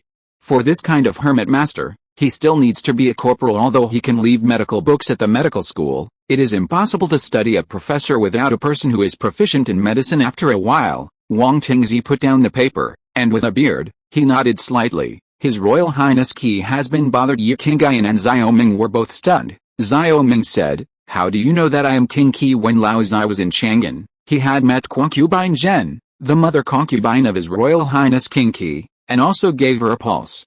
Speaking of which, concubine Zhen's happy pulse was discovered by Lao Zai, and His Highness's appearance was similar to hers. Now this Jinling city has been destroyed by the Qi army. This General Yi is a general of the army. Who can make him so respectful to a person? Because of this, the old man can see that you are the king of Qi at a glance. Wang Tingzi, Xiaoming nodded slightly, secretly saying that he is really old and mature. He stood up and clasped his fists and said, "It is rude to detain Wang Lao here. Governor Yi doesn't know who Wang Lao is? I hope Wang Lao will forgive me." This Governor Yi is indeed a bit sullen. At that time, the old man was treating the disease and saving people. From the old man's point of view, whether the Qi army or the Wei army are the people of the Great Yu Kingdom, the doctors are benevolent. He was still very angry when he thought about it, but Xiaoming was a prince after all, so he couldn't say it too harshly. Chapter 611. P.S. There are still 2 chapters in the 5th watch today, but because it will be later, you can read it again tomorrow. Wang Lao don't want to take offense. At the time of the war, Yi Qingyan also admitted that he was wrong, but Wang Lao said that the doctor's benevolence said what this king thinks. Can Wang Lao go to King's How to do medicine with this king? Xiaoming smiled bitterly. To set up medicine? How to set it up? Wang Tingzi was startled, and he asked. Xiaoming smiled calmly, stretched out his right index finger and pointed on the Jin Fang. In today's world, no matter the doctor or the craftsman, all those who possess stunt skills are all cherished. I don't want to pass it on to others. How sad it is, now that the establishment of medicine is to break this shackles, so that everyone who wants to study medicine can learn it. I don't know what Wang Lao thinks. Wang Tingzi's expression moved slightly when he heard the words. Then how can your highness achieve that all those who wish to study medicine can learn it? To tell the truth from Wang Lao, this king has already established a medical school in King's How, but something happened some time ago, and now people like Wang Lao are needed to take on the heavy responsibility. Xiaoming said solemnly. Medical school? Yes. It's like the classmates, but there is a specialization in surgery, and the people in this medical school specialize in medical science. Wang Tingzi nodded lightly, pondered for a while, and said, "Then your highness meant to let me go to this medical school to preach and teach me to solve my doubts?" Yes, this is what this king has in mind. Elder Wang is very skilled in medicine and is famous all over the world. If Elder Wang sits in the medical school, he will be able to train a large number of truly talented and practical doctors. This is also the case for the world, isn't it? Xiaoming said slowly. Wang Tingzi didn't speak, but fell into hesitation. He was just an idle cloud and wild crane, and he couldn't stand being restrained. Xiaoming stood up with a chuckle, and he continued, "Old Wang, just watch the remnants of the Jin Fang. There are more things in this king." Yi Qingyan started writing again at this time. This Jin Fang is just one of them. He also wrote other medical books, which are all handed down in modern times, and there are even human figures at this time. Wang Tingzi followed and read it again, and he was even more shocked when he saw it, especially the handed-down works such as Compendium of Materia Medica and Plague Treatise. The more Wang Tingzi looked at, the more surprised he became, and the whole person was dumbfounded. At this time, Xiaoming suddenly stopped writing and stopped writing. "Hey, this." Wang Tingzi looked at him with a heart-wrenching expression. Xiaoming said, "Wang Lao, this king is not an unreasonable person, and letting Wang Lao come to King's How is also to promote medicine, treat diseases and save people, but if Wang Lao insists on leaving and staying in Jinling City, this king will not force it, and this king will let him later. Yi Qingyan sent Wang Lao back, your highness, you." Wang Tingzi's face was uncertain. Xiaoming pretended to be disappointed, and said, "Then Wang Lao, think about it slowly. This king will not accompany you." Xiaoming said, and left with Yi Qingyan, and when he got there, he also evacuated the guarding soldiers on the way back. Yi Qingyan said, "Your highness, did you waste so many troubles just to keep him? Why let him stay? You can't use force against this kind of hermit master. Using force will have the opposite result. What's the use of staying strong? It's easy to get a person, but the hardest thing is to get a person's heart. The heart is not mine. What is the use of keeping people? These medical skills have been shown to him, it is up to him to stay, you don't have to embarrass him." Xiaoming asked, "Yes, your highness, the last will understand." Yu Qingyan said. Under the escort of the soldiers, Xiao Ming arrived at the Wei Palace, and over the next 2 days, his officials further collected statistics on all aspects of Jinling City. After learning about the Jinling City treasury in detail, Xiao Ming plans to return to Qingzhou City on the 3rd day, and Fiji will handle the rest just like when he came. Xiao Ming was going to go back by boat this time, and all the officials came to the pier to see him off. Looking at Fiji and many officials, Xiao Ming said, "This Jinling City will be handed over to you. Remember what you and this king said, and give this king a rich 13 states." "Yes, your highness." Fiji bowed and said. Xiao Ming nodded. At this time, the battleship was about to set sail. When the battleship was leaving the dock, a figure suddenly appeared in Xiao Ming's field of vision. When he saw this person, Xiao Ming immediately said, "Wait!" This person trotted all the way. It was none other than Wang Tingzi. When he got close, Xiao Ming immediately asked someone to help Wang Ting get on the boat and bring his luggage along with him. "His Royal Highness, the old man has figured it out. As His Highness said, it is the heart of the healer that hangs the pot to help the world, and the common people are the heart of the doctor. This medical school is suitable for the old man." Wang Tingzi bowed and stood in front of Xiao Ming. "It would be great if Mr. Wang could communicate with each other. This king is very pleased." Xiao Ming was overjoyed. "Then I'll ask your highness to take care of him in the future," Wang Tingzi said. When Yan smiled and nodded, and asked Yu Yun to arrange a cabin for Wang Tingzi to rest. Although Xiao Ming still went back by boat this time, the route back was no longer the same as before. He was going to go back from the sea with Yu Yun's battleship, and when he was going back, he stopped by the Three Mountains Kingdom. According to Yu Yun's words, the king of the Three Mountains Kingdom kept talking about him, hoping to meet him in person, and he also offered to go. King Cao visit. Xiao Ming thought that it would take 3 or 4 days to go to Sanshan Kingdom smoothly, so he wanted to drop by. After all, he also needed a stable Sanshan Kingdom, because he also wanted to build a naval base in Sanshan Kingdom to restrain the Japanese Navy. South, the battleship set off. Yu Yun led 20 battleships to set sail after leaving the Jinling City wharf and traveling at sea for another 4 days. Xiao Ming was awakened by the noise of the soldiers at noon. The days on the ship were very boring. He basically slept, and when he was awake, Wang Tingzi was also pulled to write medical books for him to read. At this time, he got up from the cabin and came to the deck to look forward. His eyes suddenly condensed. It turned out that there was a large pier not far away, and there were many ships parked in the pier, almost all of which were connected together. Among the ships, there were 3 very tall ships. Xiao Ming recognized at a glance that they were the Qingzhou battleship, and this was the dock of the Three Mountains Kingdom. The battleship formation sailed for a while and stopped on the shore. Xiao Ming and his party went ashore. At this time, the soldiers guarding the pier immediately gave Xiao Ming a military salute, and one person left the team and ran towards a bastion under construction at the back of the dock. Xiao Ming glanced up, and it was the defensive bastion. He asked Yu Yun and the others to build this kind of fortress like a European-style castle can effectively carry out collective defense to protect the soldiers on the land. It is very suitable to build in such a place where pirates are rampant, because once a pirate invasion is found, the soldiers can immediately hide in the fortress and use the fortress reserves and artillery for defense, so that a small number of troops can maintain the defense and security of the island. Chapter 612 and Relatives. The sea breeze was blowing, warm and humid. After landing on the island, Xiao Ming did not rush to see the king of Sanshan, but walked around. According to Xiao Ming's plan, this place will also be built as a military port, because this is the front line to deal with the Japanese country, and the Japanese country will inevitably lose the Three Mountains Kingdom willingly. After all, in history, the Japanese kingdom has always been eyeing the Sanshan Kingdom and even the Ryukyu Island in the blink of an eye. Yu Yun has occupied Ryukyu for half a year, and now the construction of the military port has basically taken shape. On the whole, the road here is clean and tidy. At the same time, the barracks and the wharf are built separately, and the planning is well organized. There are dozens of forts on the coast, all of which are installed with naval guns to defend against pirate attacks. Going around the pier and walking a mile is the Marine Corps barracks, where the soldiers of the Navy and the Marine Corps are stationed. Before he got to the door, he heard the slogan of the soldiers training inside. At this time, a man came from inside. Walking out, seeing Xiao Ming, he quickened his pace. "Liu Chen, see your highness." Xiao Ming helped him and said, "No gift, thank you, your highness." Liu Chen said. Xiao Ming lifted his foot and walked towards the barracks. He knew Liu Chen. He had met Liu Chen many times at the Naval Academy, and he joked, "Is the life here a little harder?" Going back to His Highness, it's not hard. It was even harder when the last commander was fishing for a living.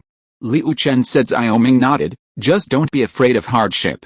In the future, there will be more naval bases overseas for the Fangul, which will all require your navy to maintain. The military port construction of the Three Mountains Kingdom is good, and it will be built according to this standard in the future.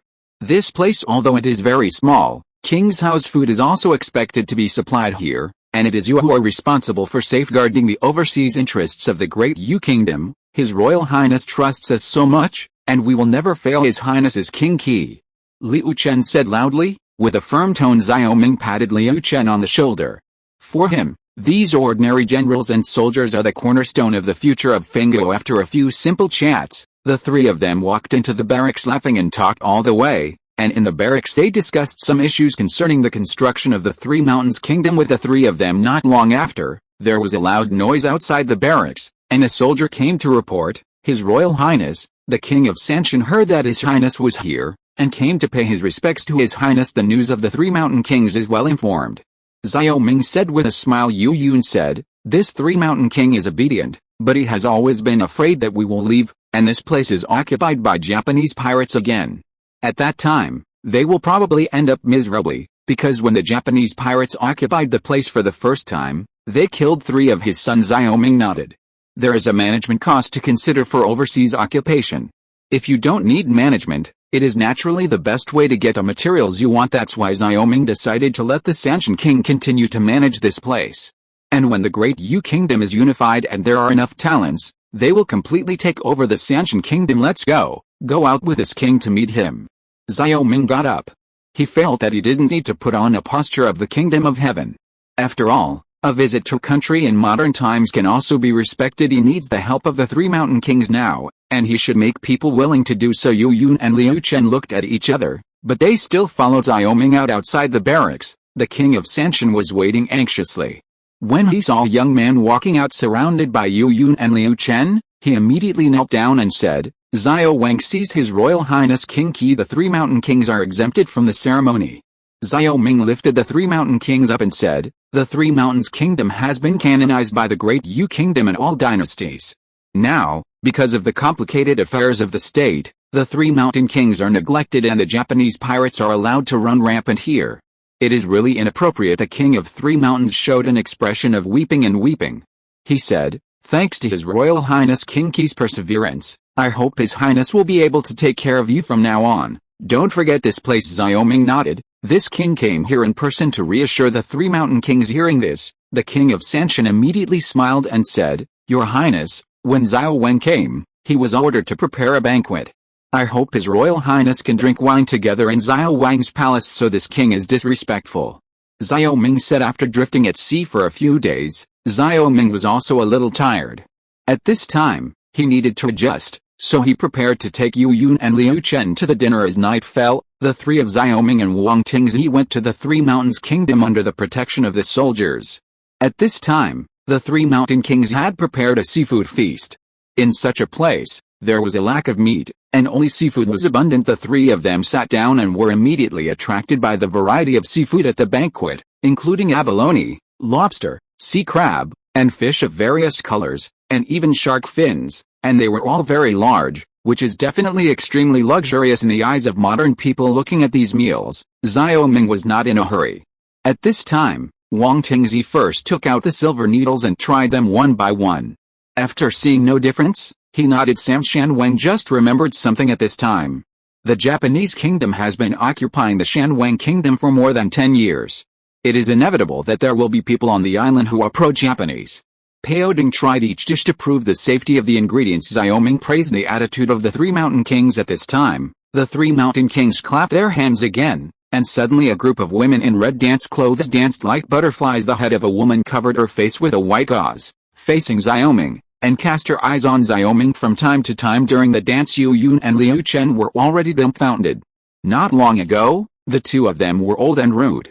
They had never seen such a scene before, and for a while they stared straight at these graceful dancers. As the saying goes, after 3 years as a soldier, a sow climbs a tree. Xiao Ming noticed the expressions of the two and wondered if he wanted to let these soldiers who were far away from the closed country have the channel to vent. The king of three mountains kept staring at Xiao Ming. He was a little disappointed to see that Xiao Ming was not interested in the woman at the head. After the song ended, he said, "I wonder if your highness is satisfied with the little girl's dance." Xiao Ming was stunned when he heard the words, and then he woke up and said, "This dance is smart and beautiful, and it is indeed pleasing to the eye." The king of three mountains became more and more disappointed, and Xiao Ming didn't say a word about his daughter's beauty. Xiao Ming secretly laughed in his heart. The three mountain kings are probably playing the strategy of kinship, but he doesn't want to eat this. After all, his daughter and Fei Yue are really different. However, the king of Sanshan has a heart, so he can't turn a blind eye. After all, this is also for mutual trust. He said, "This king has another younger brother. He is 28 years old this year, but he is a good match for your daughter." Chapter 613 Pirates Attack. "Thank you, Your Highness." The atmosphere of the palace was a little awkward, but Xiao Ming's words suddenly made the atmosphere come alive. "There is no need to say thank you to the three mountain kings. A talented man and a girl, and a perfect match is a beautiful thing." Xiao Ming said the three mountain kings are also human beings. This Xiao Ming's younger brother is also a prince. For a small country like him, it is still high, which is enough for him. In a few words, the marriage was decided, and the atmosphere of the palace suddenly became hot. Yu Yun and Liu Chen also talked more because of drinking. "His Royal Highness, the most dangerous thing in the sea is the shark." When the Japanese country was just driven away, Xiaoguang was almost eaten by a shark. After a few glasses of wine, Liu Chen opened the chat box and began to talk about his time in the Three Mountains Kingdom heroic deeds. During this time Yu Yun spit out the wine and said, "You deserve it. You clearly saw the shark's fins exposed, but you insisted that you want to compete with a shark. As a result, the shark rushed out and was 3 or 4 meters in size. You're lucky if you don't eat it." Xiao Ming and Wang Tingzi were too lazy to pay attention to them eating seafood, especially Wang Tingzi, who seemed to have never eaten seafood, and was gobbling it at this time. Not far behind, he took an abalone and stuffed it into his mouth. It has to be said that the marine life in this area is very rich, such as this abalone. According to Liu Chen, these things are densely packed in the islands and reefs, and there is no one at all to eat, but they won't let this good thing go. Now the barracks eat this thing every few minutes, so Xiao Ming can't help but feel that their lives are really nourishing. After eating an abalone, Xiao Ming turned his attention to the large lobster in the middle pot. These lobsters were huge in size. It looked at least not less than half a catty, all of which were newly caught, and Xiao Ming's greasy hand reached out to the lobster again. Xiao Ming hiccuped when he was full of wine and food. Such meals are very luxurious in modern times, but after eating, it was time to talk about business. He asked, "Has that pirate Hu Hai still not been caught?" Yu Yun showed annoyance and said, "Not yet. I suspect that he has already fled to the Japanese country, and now the caravans are attacked by small pirates at sea, but he is always a hidden danger, and he will not be willing to lose the Three Mountains Kingdom. The Japanese country will not be willing to lose this place. This king thinks that they will definitely come back." Xiao Ming understood that what Yu Yun said was the truth. Since ancient times, this country has never been peaceful, always thinking about invading other countries.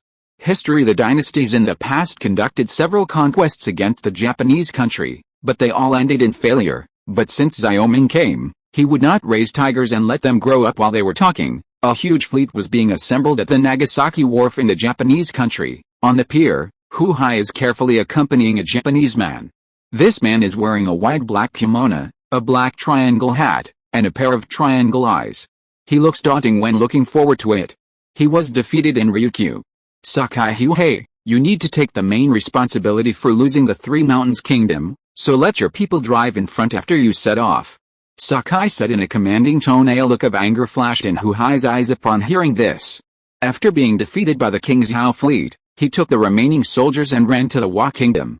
After the Wa Kingdom occupied the Sanshan Kingdom, he supported him to become a powerful figure in the kingdom, so now he can only rely on the Japanese kingdom to regain his power. But now the Japanese kingdom is preparing for a war against Korea, and he is unable to take into account the kingdom of Sanshan. At his request, Yamada Nobunaga only agreed to send some pirates to assist him because in Yamada Nobunaga's view, it is impossible for King Zhao to station so many fleets at the wharf of Sanshan Kingdom every time. "Yes, I'll arrange it now." Although he was annoyed, Hu Hai complied. After all, he was under the roof and had to bow his head. He now needed the Japanese country to take back everything he had lost, otherwise he will end up being a pirate completely. Seeing Hu-Hai leaving, Sakai showed contempt. He never looked down on this guy from beginning to end. This time, Yamada Nobunaga's purpose was not to capture the Sanshin Kingdom, but to capture a King Zhao battleship. After making preparations, Sakai led the pirate ship to the Three Mountains Kingdom, hoping that this time they could get their wish. Three Mountains Kingdom. After the banquet, Xiao Ming and others stayed at the palace. The next day, everyone got up late, and they slept soundly overnight with delicious wine and delicious food. It was only at noon that he was suddenly awakened by Yu Yun's voice. His Royal Highness, the cruising warship found a large number of pirate ships coming towards the dock. Yu Yun said nervously, it would not matter if Xiao Ming was not here, but Xiao Ming would inevitably worry about Xiao Ming's safety when he was their pirate ship. Xiao Ming frowned. He put on his clothes and got up. This pirate really knows how to pick the time. Could it be that apart from traitors among us, this king's whereabouts were exposed? His Royal Highness, this is impossible. We just arrived last night, but it will take some time for the Japanese pirates to prepare a pirate fleet, but this time we have caught up. Xiao Ming nodded. I really don't know if this king is unlucky or they are unlucky after all. Xiao Ming looked at the more than 20 warships docked at the dock. For Xiao Ming's safety, Yu Yun made great efforts this time. Naturally, they are unlucky. Yu Yun said with a smile, but please go to the bastion to take refuge temporarily. It is not safe in this palace. Xiao Ming nodded. The best way at this time is to make them more troublesome. After a brief wash, Xiao Ming left the palace and went to the military camp in the bastion. At this time, the soldiers in the bastion were all dressed up and entered their defensive position, as if the battle was about to begin. After Yu Yun and Liu Chen arranged Xiao Ming properly, they walked towards the pier together. The cruising battleship sent back the news, which indicated that the pirate fleet was not far from here. They must set sail now to fight against the Japanese pirates at sea. Otherwise, once the Japanese pirates landed, Xiao Ming might be in danger. Thinking of this place, the two of them were a little nervous. When they arrived at the pier, they immediately called the crew to board the ship. Everything was ready. Yu Yun and Liu Chen took the fleet to the north. According to the news from the cruising battleship, there were 200 pirate ships this time, with a strong lineup. But even so, the two are already very confident in their ability to fight at sea. The 200 warships without artillery are just like targets. The only thing to worry about is being approached by these ships at this time. Hu-Hai and Sakai could already see the coastline of the Three Mountains Kingdom. At this moment, Hu-Hai's eyes flashed a cruel look. This time, he must bloody the palace and let them know who is the king of the Three Mountains Kingdom. If you're listening to this novel on a channel other than Fanfic World, it means they downloaded and uploaded it without effort. We cordially invite you to visit our channel, Mundo Fanfic Novelis. There you'll find the original version of this story and you can explore many other novels of various genres. We're waiting for you to immerse yourself in a world of incredible novels. Chapter 614. The calm sea is like a blue mirror. Under the golden sunlight, the mirror seems to have countless golden carp swimming. The gentle sea breeze brought a hint of salty smell belonging to the sea. Yu Yun and Liu Chen commanded the battleship to go up the wind. The white seagulls hovered over the battleship, unaware that a war was imminent. After leaving the pier, the pirates' battleship suddenly appeared in everyone's field of vision. At this time, Liu Chen picked up the binoculars and looked over. Now the two sides were only 3 or 4 miles apart. With the help of the binoculars, he could clearly see the personnel on the Japanese warship. General, it's Sakai and Hu-Hai. Liu Chen said as expected. Hu-Hai was not captured that day, which is a hidden danger. Yu Yun also picked up the binoculars to investigate among the battleships that came to the Three Mountains Kingdom. This time, there were not many Atakuya ships. It seemed that there were only more than 30 ships. In his opinion, the other battleships were not called battleships at all. Strictly speaking, they were just transformed merchant ships at this time. There were many people dressed as Japanese samurai standing on these merchant ships, and in addition, there were pirates dressed as soldiers of the Sanshin Kingdom. However, when Yu Yun saw the last boat in the fleet, his expression suddenly changed. Liu Chen also seemed to have noticed something. He said, this time they brought a fire attack ship. These Japanese pirates seem to have learned to be smart. Yu Yun's face was a little dignified. These fire attack ships were all small boats, which were ignited by 2 or 3 battleships that rushed into the place. There were even explosive barrels on some fire attack ships. If you are stuck by this kind of fire attack ship, It will be very troublesome. Sometimes this kind of fire attack ship doesn't even need to be manned by humans, just drifting down the wind and entering the local battleship group to cause damage. After pondering for a moment, he said, "Now that we are in the upwind direction, you immediately direct the fleet to carry out a T-rush operation to prevent them from moving upwind." "Yes, General," Liu Chen said in a deep voice. They take every sea battle seriously, and although they are confident, they are not arrogant. 236 ships. Yu Yun counted the number of Sakai and Huhei battleships. If this batch of battleships could be wiped out this time, he believed that there were very few incidents of Japanese pirates attacking merchant ships at sea, because it is these pirates who are very active at sea now, and this time, they had a total of 24 warships staying in the Three Mountains Kingdom. In addition to one second-class sailing warship, there were also 23 third-class warships. Now the focus of shipbuilding is this kind of warship, because compared with large warships, the third-level warships are more balanced in flexibility and speed, and the speed of sailing at sea is much higher than that of the Japanese Yasuka ships. As long as they are pegged, these Japanese warships can't run away. More than 20 warships appeared on the sea, and Sakai and Huhai fell into shock at the same time. How is this possible? Huhai looked at the sudden appearance of the King Zhao fleet as if a basin of cold water had been drenched on its head. In the past 6 months, he has often sent people to the dock to investigate. And each time there are only 3 warships docked at the dock. When the Japanese get the battleship, they will cooperate with him to attack the bastion and completely drive the army of King Qi out of the Three Mountains Kingdom. Sakai's face was extremely gloomy. "You traitor. You must have betrayed us to claim credit to King Qi and let their fleet ambush us here." "Lord Sakai, it's absolutely impossible. I can't betray you."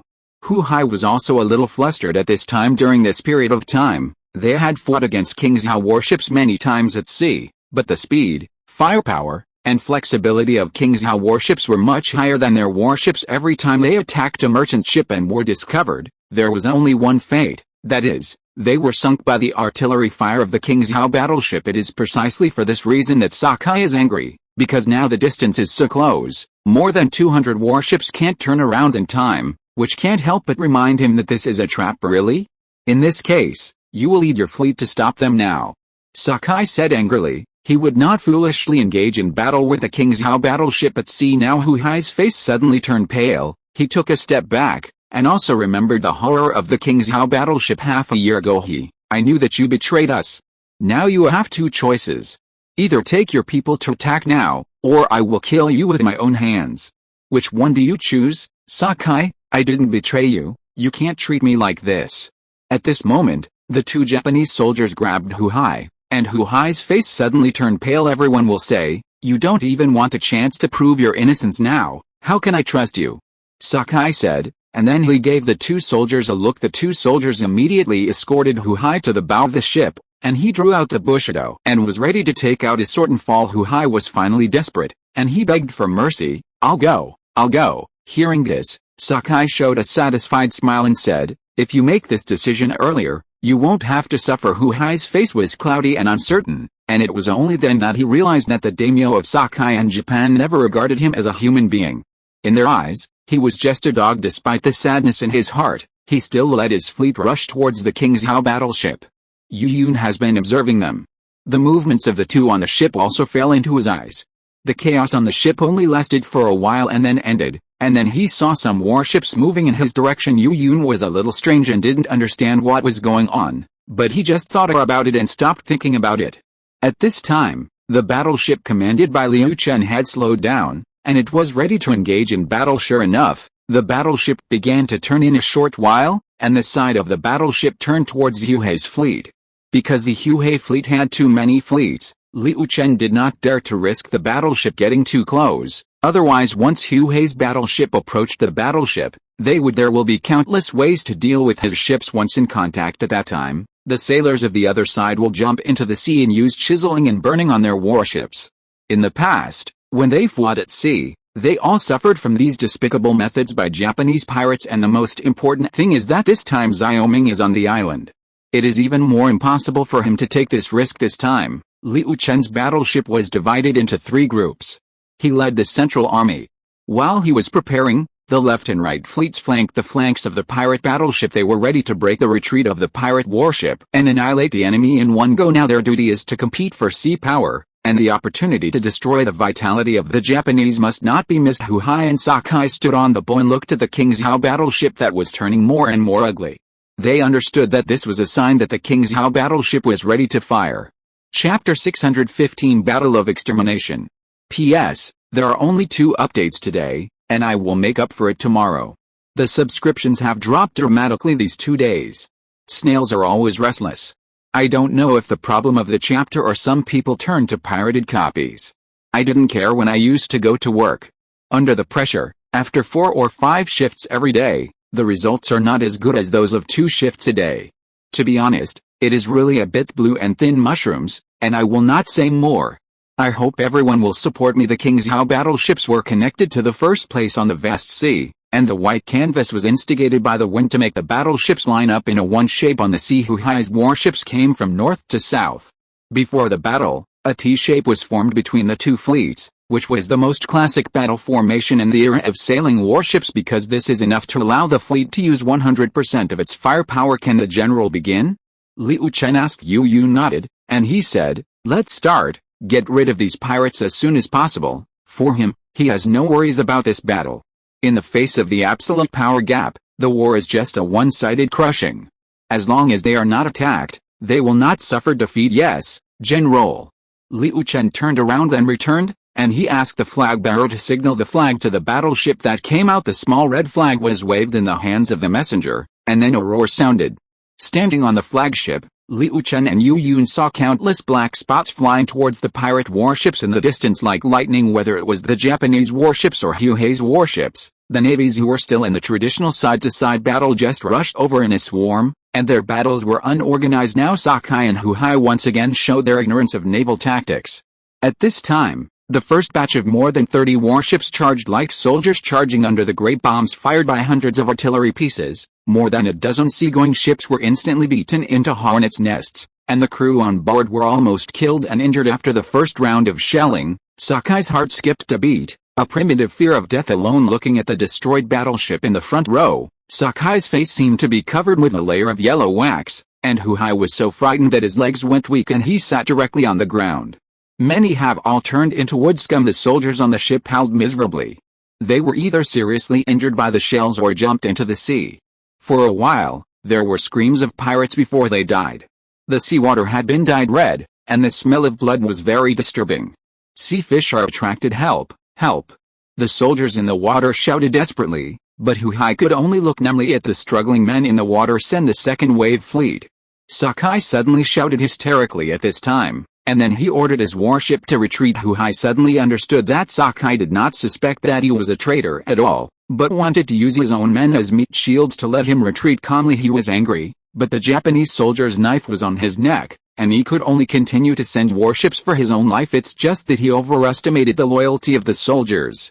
In the face of absolute power, the fierce pirates turned into cowards, and they all managed their ships to escape. Squeeze each other. Collide. Yu Yun wasn't going to let any pirates go, and he couldn't eat the meat delivered to his mouth. This was a question of his ability. When the Japanese pirates and the Hu Hai warships were in chaos, the 2 flanking fleets quickly outflanked the Japanese fleet and began to attack with artillery flanking from 3 sides. Black grape bombs poured down, and the 200 ships were unable to resist in the chaos, and the ships were sunk one by one. Desperate pirates struggled in the water, trying to grab whatever suspended objects they could cling to, and if they were given another chance, they would never want to fight the King's Hao Navy again. The artillery fire on the sea continued, and the battleships of Sakai and Hu Hai were not spared. After the 2 fell into the water, they groped in the water for a while, and at the same time climbed a huge wooden board. At this time, the 2 were no longer in harmony, but the enemy was extremely jealous when they met each other. Sakai resented Hu Hai for causing him to do this, while Hu Hai resented Sakai for letting him die. It's just that the 2 of them looked at each other and began to face the other crew members who were trying to climb the plank together. Looking at the chaotic scene on the sea, Yu Yun's eyes quickly focused on the 2 of them, because there was a Japanese who was too conspicuous, and that person was Sakai. General, Hu Hai is also up there. Liu Chen pointed to the chaotic place not far away, and many people were fighting for a piece of shipwreck floating on the sea. Hey, I'll see where you can go this time. Yu Yun suddenly laughed. Since he defeated Sakai and Ryukyu, Sakai has been attacking merchant ships at sea, and now he has finally caught him. Now go get them. Yes, General Liu Chen commanded the fleet to sail towards the warring waters at this time. The naval battle has basically come to an end, and the difference between sail gunboats and ordinary warships is once again vividly reflected after the naval battle. Yu Yun's spirit also relaxed. When the battleship arrived at the target location, their embarrassed Sakai and Hu Hai were brought up from the sea. Liu Chen took the soldiers and escorted the two to Yu Yun. One of them gave each of them their legs, and the two immediately knelt down. Yu Yun nodded. Return, they will bring it to His Highness. After receiving the order, the warships began to head towards the pier. During the battle, many warships escaped, and there were more than 50 warships that sank, sending 5 warships to pursue him. He returned to the dock with the remaining warships. At this time, Xiao Ming had already come out of the bastion. From the bastion, he watched the entire naval battle. Overall, it was very spectacular. His Royal Highness, we caught Sakai and Hu Hai. Yu Yun got off the battleship and threw the two of them in front of Xiao Ming. He glanced at Hu Hai and said, "You are Hu Hai?" "Yes, yes." Hu Hai was like a pool of mud at this time, so frightened that he lost his backbone. "Do you know the Japanese language?" Xiao Ming asked again. "Yes, yes." Hu Hai said nervously. Xiao Ming nodded. "Then you can translate what the king said." He then looked at Sakai and said, "Sakai, when Count Claire asked me to meet you, he said hello to you. He said that he really wanted to see you again. It seems that the king can fulfill his wish." Xiao Ming said a sentence, and Hu Hai immediately followed and translated a sentence. When Sakai heard the words, there was a deep fear in his eyes, and he shouted, "You can't hand me over to Claire. He will definitely torture me." During the rebellion in the city of Duranza, Sakai killed hundreds of Dutch soldiers with Japanese mercenaries. Claire hated him deeply. He once told him that if he caught Sakai, he would hand him over, and he would show great respect. Newspaper. In fact, Xiao Ming has always been worried about the movement of the Japanese country. He said, "It's very simple. Tell me what reason you have for me to keep you." If Sakai had a sword now, he would definitely commit suicide, but now he obviously can't. It's just the torture that is worse than death. Thinking of the Dutch's means, he said slumped, "I know the plan of the daimyo to Takureya." Chapter 616. The Road to the Emperor. At Takureya, Xiao Ming and Yu Yun looked at each other. During this time, both the secret guard and Yu Yun noticed some developments in the Japanese country. They vaguely felt that the Japanese country was going to use troops against Korea, but they were not sure when and how to attack Korea. "When is your Japanese country going to attack Korea?" Xiao Ming's eyes rolled, and he had to say that Yamada Nobunaga made this decision wisely under the current circumstances, and finally chose to occupy Korea first. Sakai lowered his head, a strange look flashed in his eyes, and he said, "The plan and roadmap for attacking Korea are here. Please let me present it to your highness." Xiao Ming nodded when he heard the words. After getting the answer, Sakai stretched out his hand into his arms, and when he took it out, it was clearly a dagger with a scabbard. Seeing this, Xiao Ming turned pale in shock. At this moment, Sakai, who was kneeling in front of them, suddenly stabbed at Xiao Ming. His eyes were replaced by enthusiasm and violence, and there was no trace of humble kneeling. "Be careful, your highness." Yu Yun and Liu Chen were horrified, and they immediately rushed towards Sakai. But just when Sakai was still 50 centimeters away from Xiao Ming, a gunshot rang out. Sakai's body froze for a moment, and then he fell down with a dong. At this time, Xiao Ming held a short-barreled musket in his hand, and it was he who shot Sakai in the head. At the critical moment that hit Sakai was lying on the ground. Yu Yun and Liu Chen also rushed over at this time. Yu Yun turned Sakai's body over and saw a round bullet hole on Sakai's forehead. At this time, he was going outside. "Bleeding, your highness, you should die." Liu Chen's face was pale, and he knelt in front of Xiao Ming together, frowning his brows. Xiao Ming said, "You are too negligent. Why didn't you search the whole body of these villains?" "His Royal Highness, the last general is eager to take credit and forget about this matter, and all the blame lies with the last general." Liu Chen was sweating on his forehead, and Sakai and Hu Hai were so embarrassed when they were brought up that he ignored it. 50 boards, half a year's fine, Xiao Ming snorted. He has always been rewarded and punished. Liu Chen and Yu Yun won the 3 kingdoms of the mountain, and he gave them a heavy reward, but such negligence is difficult to discipline without punishment. Yu Yun still has lingering fears. If Xiao Ming had an accident with him, he would really be to blame. He said, "Liu Chen, your highness has already shown kindness to you. If you have a good memory in the future, you will dare to be so in the future." Liu Chen was embarrassed. He naturally knew that Xiao Ming had given him a lighter punishment. He said, "The last commander will remember the teachings of His Highness." Xiao Ming also knew Liu Chen's temperament from Yu Yun's mouth. Maybe because he was a fisherman, he did things a little bit casually. However, every general had shortcomings and advantages. Liu Chen was still an expert in fighting. This time he taught Liu Chen a lesson, so that he, like Lu Fei, could always remember the seriousness of his mistakes. These Japanese pirates are really vicious, and this king almost believed his nonsense. Xiao Ming said solemnly, "Throw his body into the sea to feed the fish, and all the captured Japanese pirates will be used as hard labor." "Yes, Your Highness," Yu Yun and Liu Chen said bitterly. And it was Liu Chen who wanted to kill all the Japanese pirates in the sea. Then Xiao Ming looked at Hu Hai, and Hu Hai's body suddenly trembled. "His Royal Highness, the pariahs do not know that Sakai is going to assassinate His Highness. His Highness spares his life. His Highness spares his life." Hu Hai kowtowed like garlic. A chill flashed in his eyes. Xiao Ming felt that he was still a little kind. After coming to this world for more than 4 years, the thinking of some modern people is still shackled by his behavior. However, the assassination of Sakai this time completely awakened him.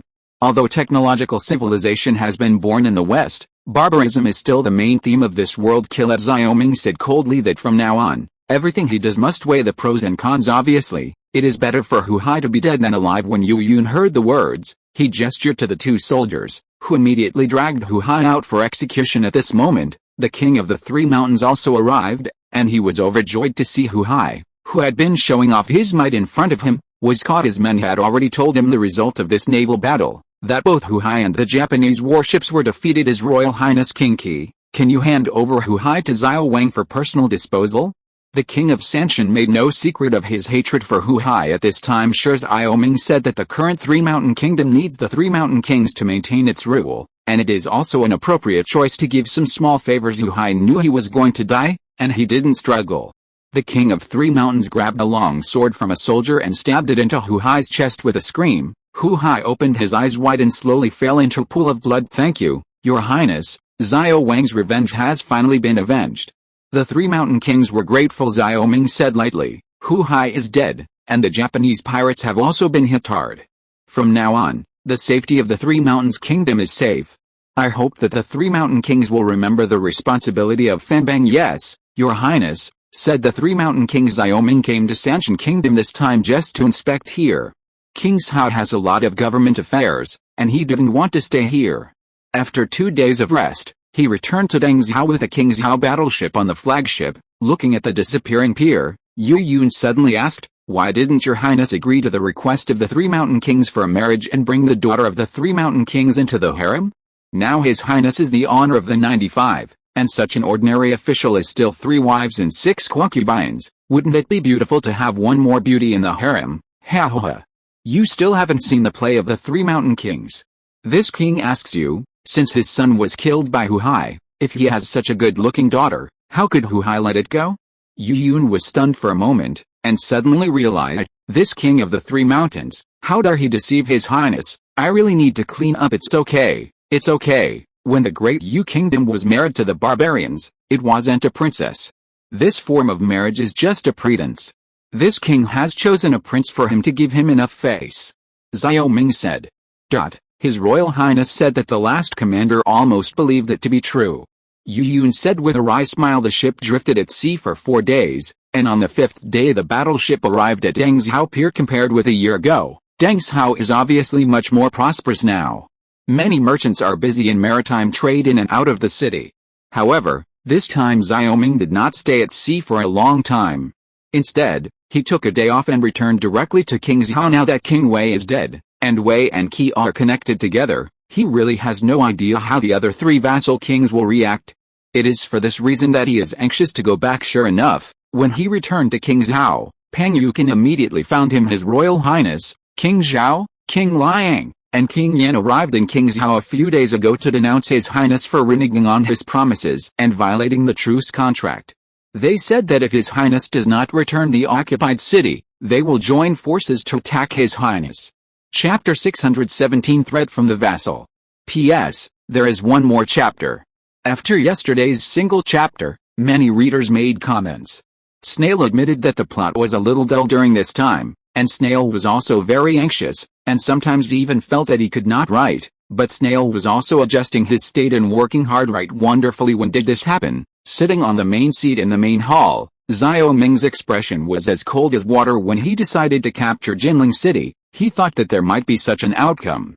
The purpose of the three kings participating at this time was to weaken the Wei King without making Xiao Ming too powerful. 13 states in the country, which made them finally realize the real threat. His Royal Highness has just arrived at the envoy of the three kings of Jinling City, and now the Governor Niu has personally gone to Yunzhou City to rectify the city defense. Pang Yukin's expression was solemn. Although he didn't want to see the fiefdom of the kingdom, he had to admit that it was a troubled time, and only through war could Xiao Ming be able to grasp the kingship of the great Yu kingdom. This king thought that they would come to Kingzhou when Jinling City was broken, but I didn't expect it to be a whole month late, so it seems that they must have reached an agreement during this month. Xiao Ming said in a deep voice. In fact, he also had his own considerations when he decided to attack Jinling City. One of the considerations was that the Japanese state was preparing to use troops against Korea. If so, the barbarians would inevitably be involved in this war. After all, Korea is now a barbarian vassal state, not a big country. The vassal state of Yu State. Although he did not get the specific time for the war between Japan and Korea, according to the information provided by Wang Zhuan, this time does not seem to be too long. By then, the barbarians may not be able to carry out two wars at the same time. If this is the case, King Zhao and King Liang will not be able to get reinforcements from the barbarians in time.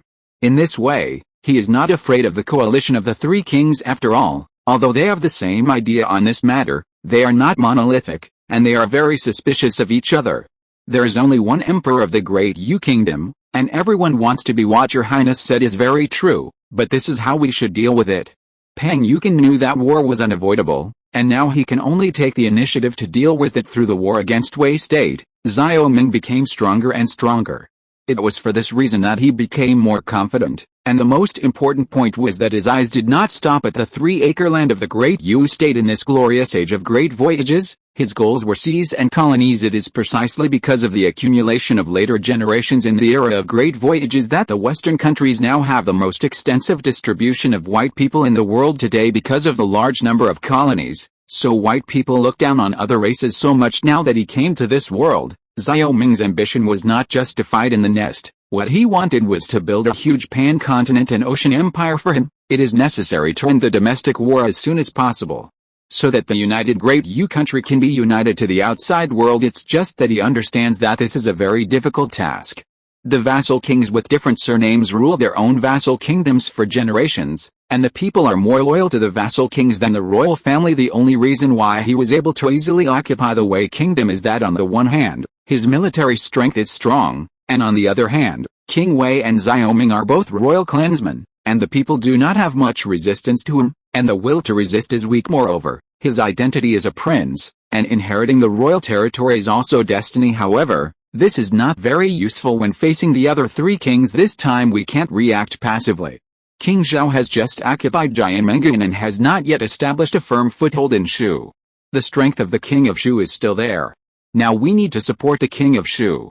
Xiao Ming hesitated and said yes, if the king of Shu can contain King Zhao at this time, the remaining kings of Yan and Liang will be easy to deal with. Pacing back and forth, Xiao Ming continued, this time, take out some of the armor and weapons seized from Wei State. In addition, last time this king seized 8,000 arquebuses in the Battle of Ryukyu, plus Luo Hong returned it.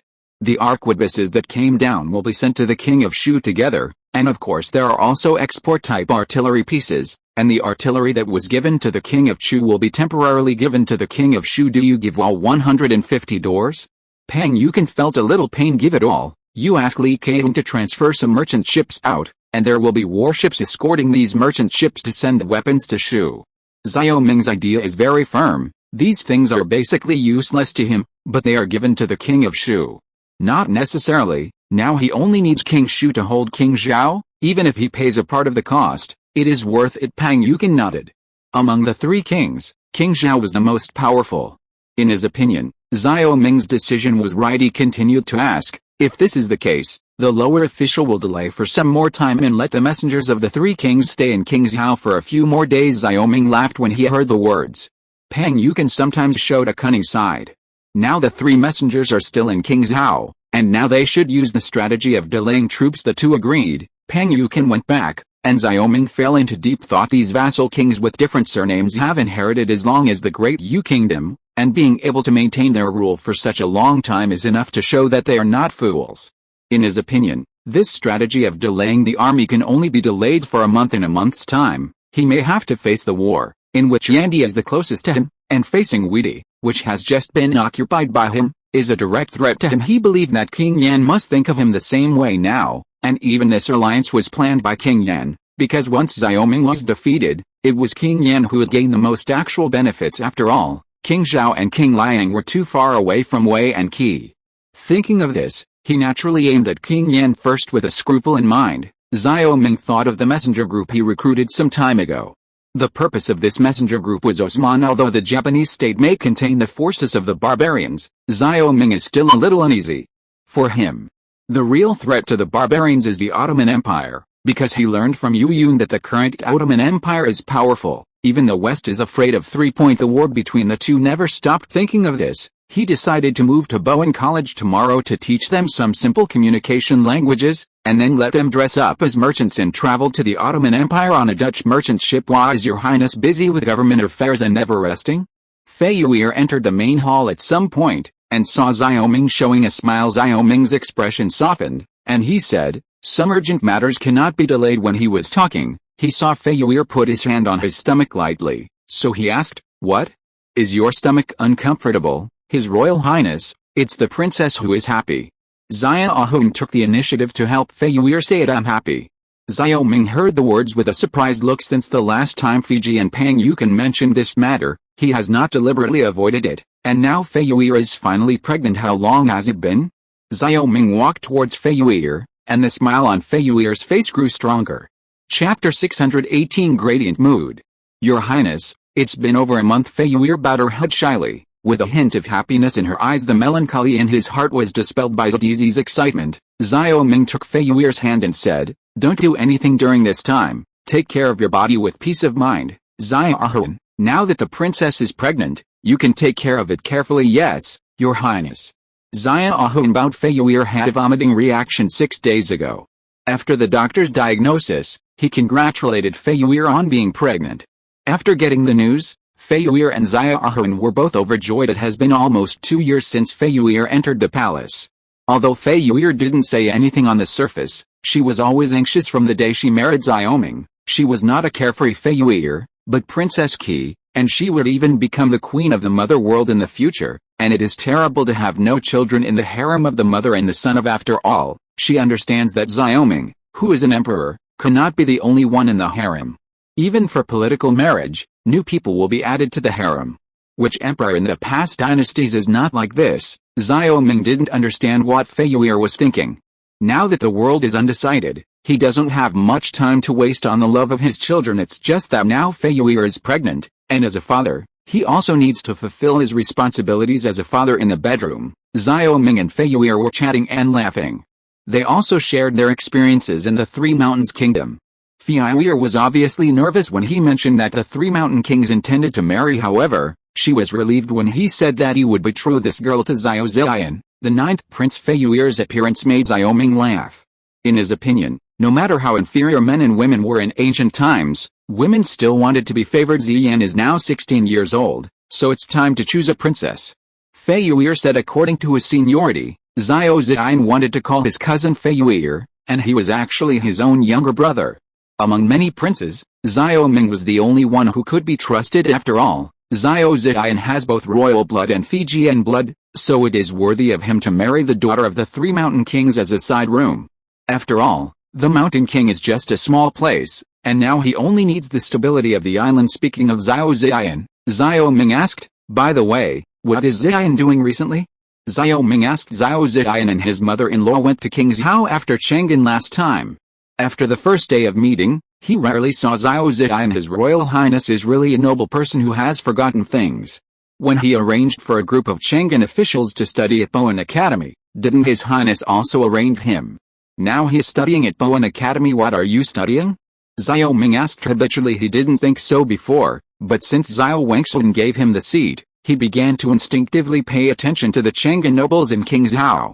Among them, he was most concerned about these young princes. After all, In the royal family where blood is paramount, any prince may be his opponent for power. Fortunately, after the Chang'an rebellion, these princes lost their sanctuary, and there was no threat to him, because they had no army in their hands. But in other words, he needed these princes again, such as marriage. Fei Yu'er's eyes flickered, and she said cautiously, Ziyan has no ambition, he just read some sailing books. Oh? Is he interested in sailing? Xiao Ming said. I don't know why he suddenly let out a sigh of relief. If Fei Yu'er said that Xiao Ziyan was studying government affairs and military affairs, he would definitely have some thoughts in his mind. He's always been interested in anything for only 2 or 3 days. Auntie said that he's probably not very promising in the future. Fei Yu'er said. Xiao Ming nodded. He heard what Fei Yu'er meant. They were protecting Xiao Ziyan, and they were afraid that Xiao Ming would kill Xiao Ziyan if he found a crime. After all, the current chaos in the Great Yu Kingdom is caused by the prince's struggle for the throne. If it wasn't for the prince killing the monarch, such a situation would not have happened in the Great Yu Kingdom. Now an adult prince is under Xiao Ming's eyes. The idea must be to keep the prince alive. The princess doesn't need to be nervous. This king is just asking casually. Xiao Ming said. He understood that his words and deeds would be guessed by others. Fei Yu'er felt relieved. Xiao Ziyan was his cousin after all, and the two had a very good relationship in private. She couldn't bear to see the two brothers kill each other. After a pause, Xiao Ming continued, the king of Japan is going to see him tomorrow. By the way, let's talk about the marriage. The daughter of the king of the Three Mountains has arrived in King's Hao with the king, and the marriage should have been arranged earlier. Only the messenger can go back to do business. Well, if His Highness finds it inconvenient, the concubine can persuade him. Fei Yu'er said. In this case, let him go to the palace for dinner tomorrow. When the two of them were talking, Pang Yukin had already arranged for the messengers of the three kings to rest at the Wei family restaurant. Since it was a slobbering tactic, it was served with delicious food. After 3 rounds of drinking, the messenger of the three kings went upstairs. After Pang Yukin left, the other two came out of the room to the third person's room. Wang Shilin, you have an idea. Our eyeliner clearly said that King Qi is back, but this Pang Yukin just refused to admit it. Isn't this clearly holding us back? This time, the person sent by King Zhao is still Wang Zai, the person sent by King Yan is still Kui Zhang, and the person sent by King Liang has not changed. Wang Zai frowned, and he said, you are right. Pang Yukin has the intention to hold us back, so King Qi must be unwilling to hand over the 13 states of Wei. Does this need to be said? Is there any reason to spit out what you eat in your mouth? Wang Shilin, Shizzy, I think we should not waste time, we should go back and prepare for the war. Zhao Wang's messenger said. Kui Zhang clapped his hands and said, that's what I mean. Now that Wei has not yet settled down, King Qi's army can't be dispatched from Wei in time. It would be more appropriate to attack Yunzhao directly at this time. Wang Zai was a little concerned. Now King Zhao's army is still fighting fiercely with the army of King Shu. At this time, it is impossible to send troops here, and King Zhao knows very well that even if Xiao Ming is forced to retreat from Wei, it is Yan who will benefit the most. Most importantly, their spies learned that King Yan had also mastered the art of making arquebuses. In addition, King Yan had always been known as a virtuous king in the vassal state. From King Zhao's point of view, King Yan's threat was no worse than that of Xiao Ming. Moreover, King Yan's fief was the closest to Chang'an. If King Yan came to stab him in the back, it would be troublesome.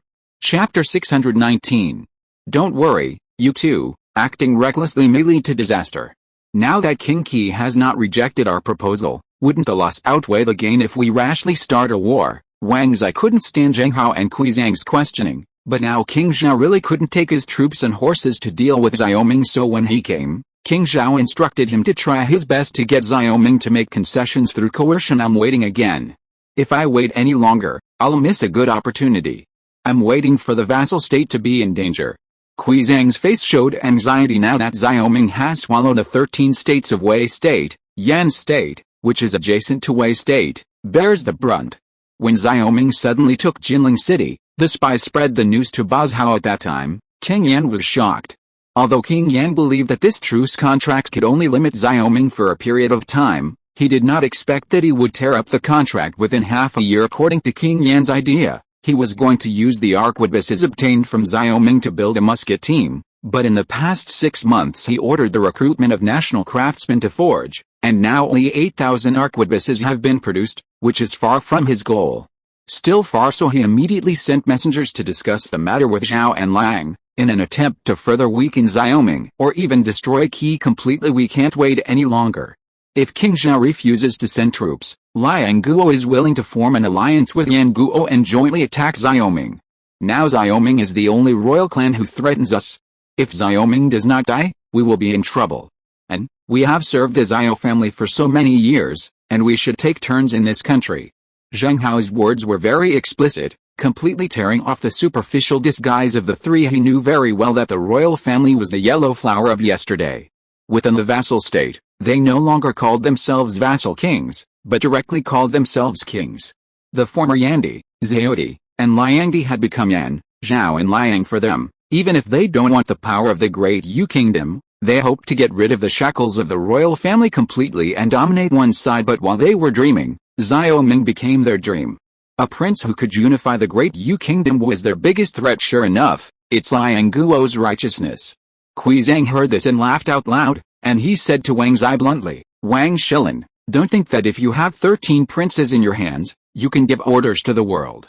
They have been working hard to manage their own feudal kingdom, and they all know what they think in their hearts. If your Zhao country sends troops this time, we will still respect Zhao King, but now you are pushing 3 and 4, so don't blame us for being disrespectful to Zhao King. Wang Zai's face showed displeased when he heard the words, and he said coldly, the prince's words are a bit too much. Don't you think that King Zhao will stop attacking the land of Shu and attack King Qi just because you respected King Zhao? Yu Yanli and King Zhao of the two families is very clear. If Xiaoming is defeated, the 13 states of Wei and the cities of Xiaoming will belong to King Yan, while King Liang will take the opportunity to attack King Yuang and seize cities such as Jizhao.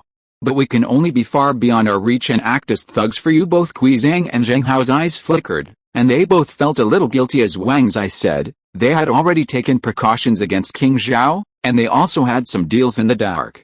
They never thought that there were shrewd people around King Zhao, and they could see through it at a glance. Seeing that the two did not speak, Wang Zai continued, it is not impossible for King Zhao to send troops.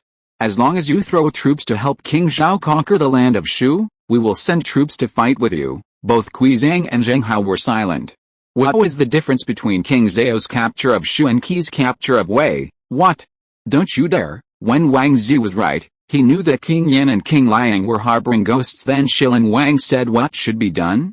Since King Zhao sent Shilin Wang to King Zhao, it would not be for the sake of Huoji Liu Xiang. Let's be romantic. Kui Zhang's face was flushed, and he was obviously angry. PFFT. Zheng Hao couldn't help laughing when he heard the words, and he said with a little teasing, the prince is joking. Wouldn't Wang Shilin go to that kind of place? Kui Zhang laughed when he heard it, and Wang Zai's face was as black as charcoal. No one in the world didn't know that he was an eunuch. He had the lowest status among the three, and the two never looked down on him, and the two also knew very well that no matter how they laughed, he could only do it according to King Zhao's will. Holding back his anger, Wang Zai forced a smile and said, King Zhao means that if Xiaoming does not agree to this condition, the two of you can send troops first, and we will come to support us when we capture the land of Shu. The snipe and the clam compete, and the fisherman wins. King Zhao really has a good plan. Kui Zhang snorted coldly. Wang was not in a hurry. He said, Sir, I haven't finished my words yet. Before that, King Zhao will send the remaining 40,000 cavalry in Chang'an City to show his sincerity. Now you should believe it. Zheng Hao rolled his eyes. He said to Kui Zhang, it's not impossible. In my opinion, King Qi doesn't cry without seeing the coffin. This time we are fighting together. Maybe he sees that we are really moving. It got soft. Well, that's an idea. Tomorrow we'll ask Pang Yukan again. If King Qi still avoids seeing him, we'll return to lead the troops separately. Kui Zhang said. The three initially reached an agreement. Wang Zai left first because he was unhappy, and Zheng Hao immediately returned to his room to rest. When the two left, Kui Zhang showed a weird smile. In fact, everything now is within King Yan's plan. The first item of this plan is to condone Xiaoming's annexation of Wei land, and then he joins other vassals to attack Xiaoming and ask him to hand over the 13 states.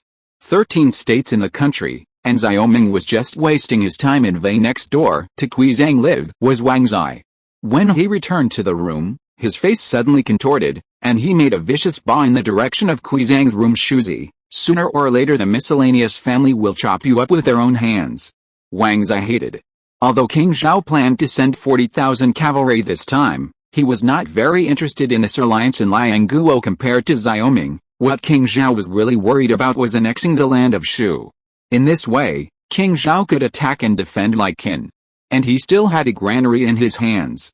From then on, he was in control of the victory, and at that time, the first person they did was the cunning King Yan. Kuizang and Wang Zai have different thoughts, and Zheng Hao also has his own ideas. King Zhao and King Lian both declared themselves ministers to the barbarians, but King Zhao seized the opportunity, and he was quite unhappy about this. Taking advantage of this coalition, he wanted to take the opportunity to capture the city of Yangdi to expand his territory. Chapter 620 Instigation.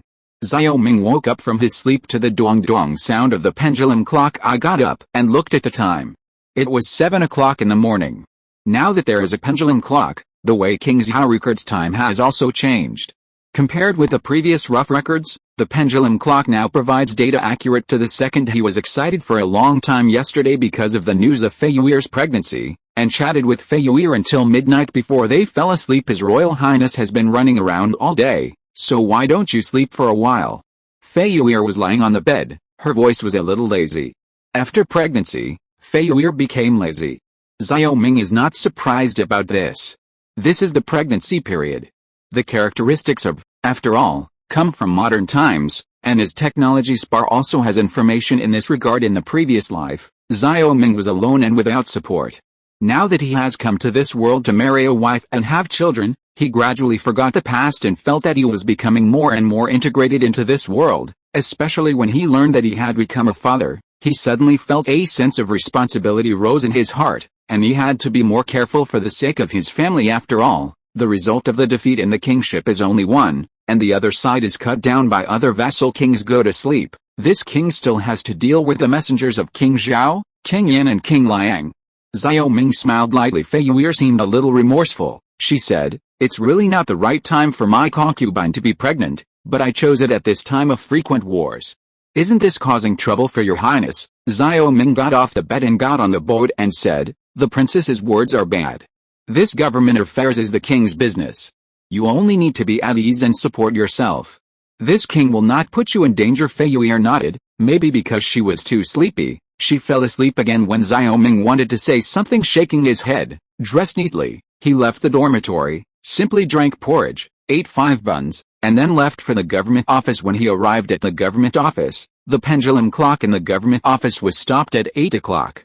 At this time, the officials in the government office were all dealing with government affairs. Seeing Xiaoming, Pang Yukan said, "His Royal Highness." The 3 of them were dismissed by the subordinate yesterday, and the subordinate did not tell them that His Highness has returned, but from the looks of the 3, they seem to know the news of His Highness's return, and I am afraid they can't continue to fool them today.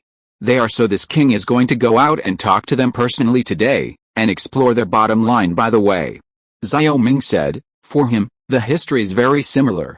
At present, whether it is the 6 kingdoms attacking Qin or defeating them, they are lost because of lack of mind. Every country has its own ideas. As the saying goes, if there are too many people, there will be chaos. This time King Yan, King Liang and King Zhao must have different minds.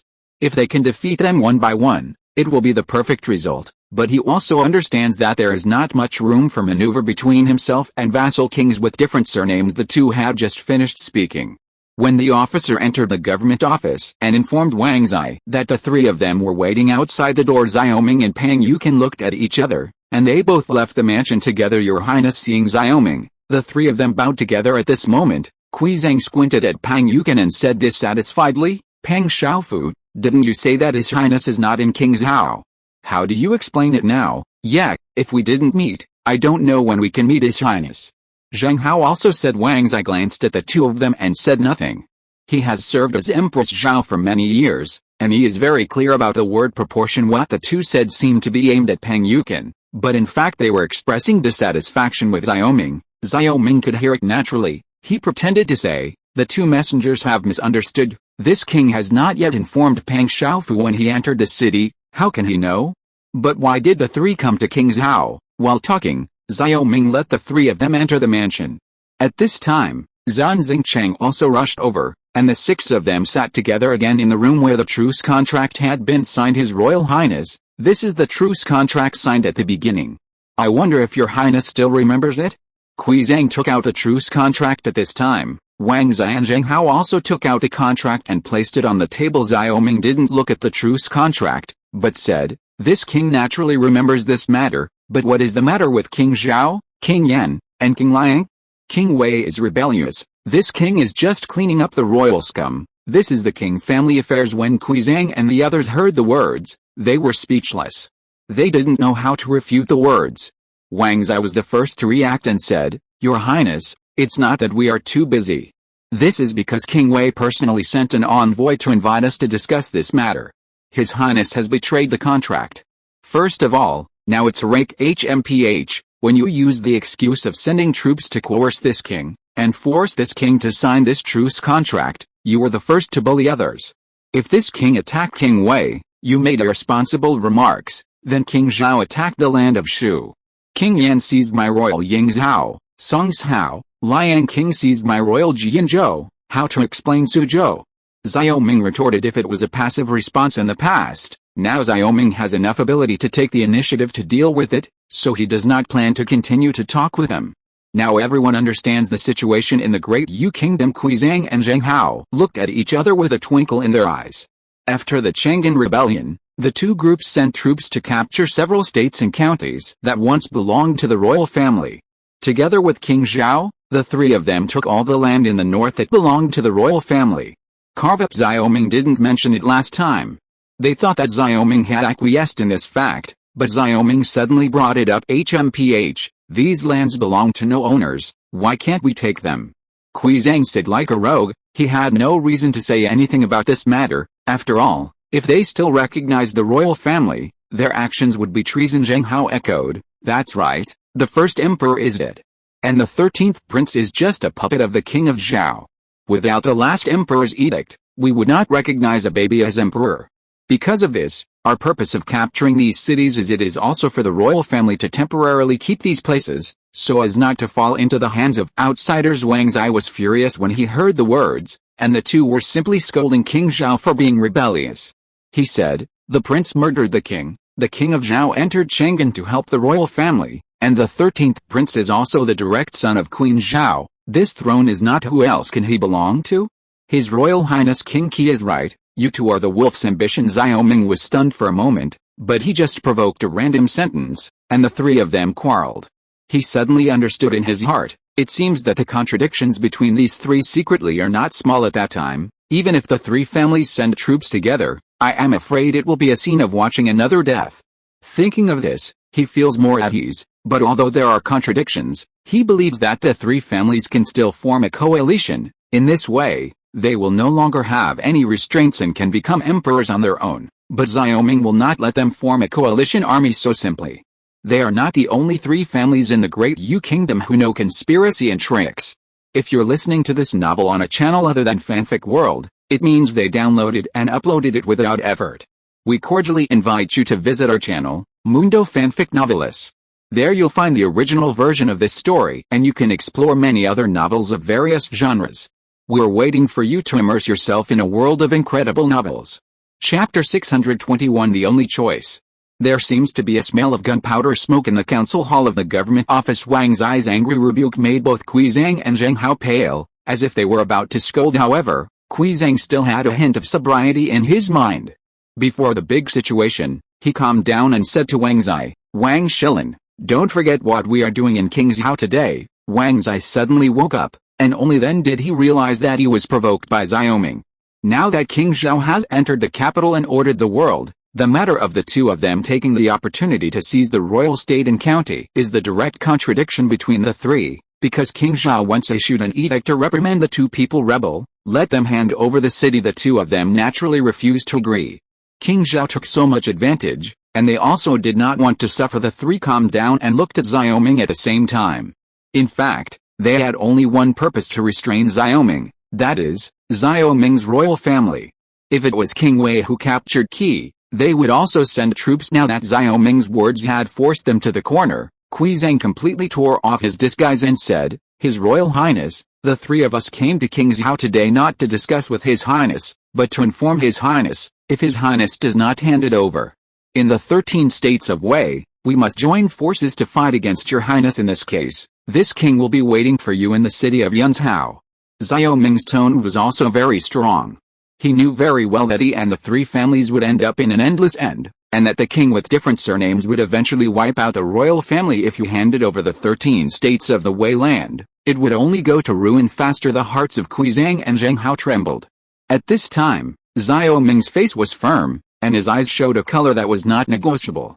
For Kuizang, his most hopeful situation was of course that Xiao Ming took the initiative to hand over the 13 states, but now it seems this is impossible. Pang Yukin and Zhang Xingcheng looked at each other at this time. Today, these three families are a little too arrogant. They are no longer discussing, but directly forcing them to give up the captured Wei land. Not to mention that Xiao Ming would not agree to this matter. Even the soldiers who fought bloody battles would not agree. Xiao Ming's tough attitude made the three of them fall into silence before seeing Xiao Ming. They were confident that they could make Xiao Ming give in, but now it seems impossible. If so, they have only one last option left. His Royal Highness, in this case we retire. Kuizang stood up first and walked out. Then Wang Zai and Zheng Hao also got up and left. After all three of them left, Zhang Xingcheng said, His Royal Highness, this matter has long been discussed. When we tore up the truce contract, we knew that such a day would come, and even without this truce contract, the three of them would be the same before the war. Come on us, the only concern now is whether the barbarians will get involved. Xiao Ming frowned, and he said slowly, the situation in the north can only be broken through a war. Whether it's the three kings who do it first or we do it first, the result is the same. His Royal Highness said very much, so it is useless to say more. Now we can only face this crisis. Zhang Xingcheng said. Xiao Ming still had a glimmer of hope when he came today, but Kuizang's remarks completely awakened him. What he said was not the truce contract, but the 13 states of Wei land. This was his purpose. Pang Yukin nodded. When he mentioned the matter to Xiao Ming yesterday, he gave up hope for this discussion. Today, the three of Kuizang were sitting together with a tone of non-negotiating. Now he finally understands why Xiao Ming wants him to delay the time as much as possible, but in this way, he can't use normal means to delay the time for the three of them to return to the country. So he said to Xiao Ming, His Royal Highness, the three of them will definitely return to the country at this time, but it will take time for us to send the weapons to Shu. The lower official is going to ban foreigners from leaving the city due to the public opinion of arresting thieves.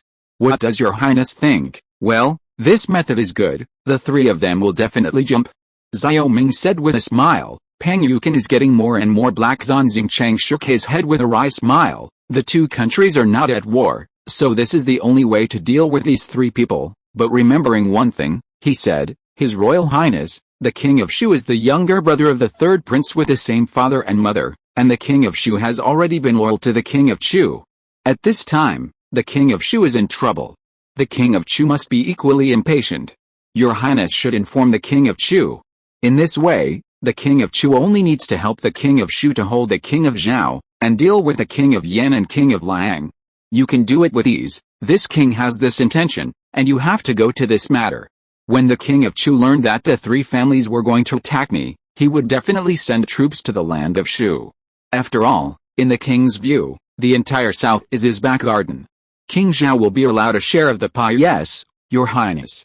Zhang Xingcheng nodded. After this matter was settled, Zhang Xingcheng went back to prepare an envoy to Chu and asked the King of Chu to send troops to Shu, and he asked Pang Yukin to continue to prepare assistance to the King of Shu. After explaining these two matters, Xiao Ming went to the palace. This time, he categorically rejected Kuizang's request, and a northern war was inevitable. It's not that he doesn't understand the art of compromise, it's that he was also forced into a corner. Even if you handed over Wei land within 3 years, they would still jointly attack him. There will be no just war. Strength will ultimately decide everything. It was with this in mind that he won the 13 prefectures of the Wei state. Now that he has food, grass, population, and firearms, the crowd tactics are no longer so scary for him. The country's population has basically reached 6 or 7 million people. Wei's restaurant. The three of Kuizang came back from the government office, and this time they all looked heavy. There is no domineering look at the beginning. Going upstairs, the three of them went to Kuizang's room tacitly. After hesitating for a while, Kuizang said, Xiao Ming has no fear when I mentioned joining forces to attack. This is really surprising. Perhaps you think Xiao Ming is too simplistic. Back then, when Xiao Ming had only 20,000 men, he dared to fight hundreds of thousands of barbarians in Kangzhou and Jizhou.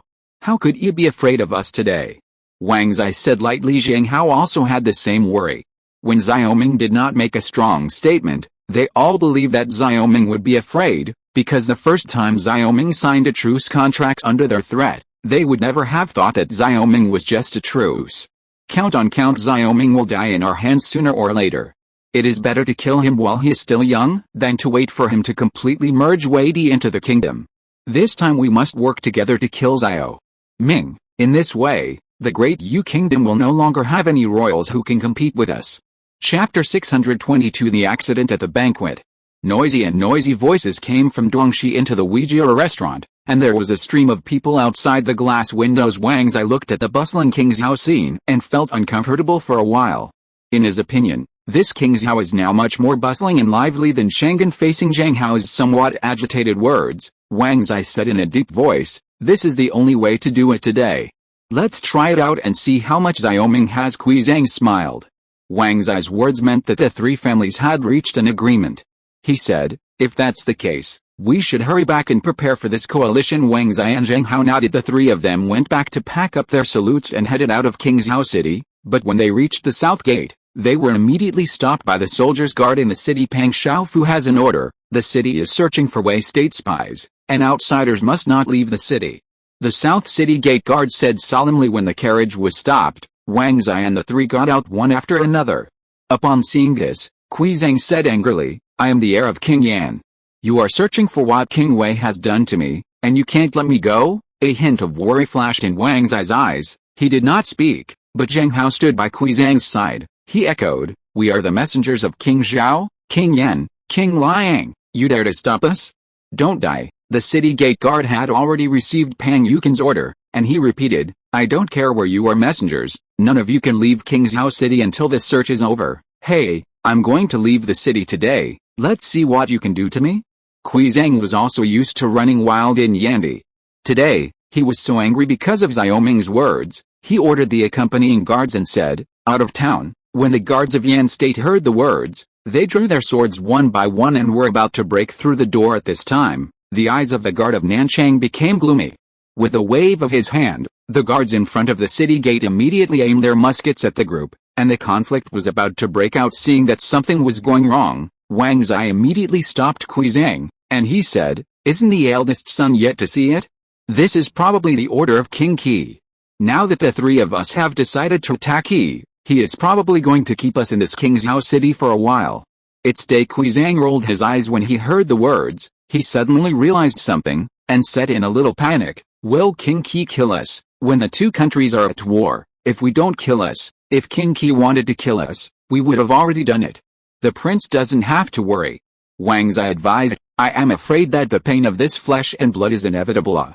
Kui Zhang and Zhang Hao looked at each other, and Zhang Hao also nodded to him, shrugging his head. Kui Zhang shouted to the bodyguards of the state of Yan, "Who made you so rude, and still don't put away all your weapons?" The soldiers immediately retreated after hearing the words. When the three of them looked at me and you at this time, they all felt a little regretful in their hearts.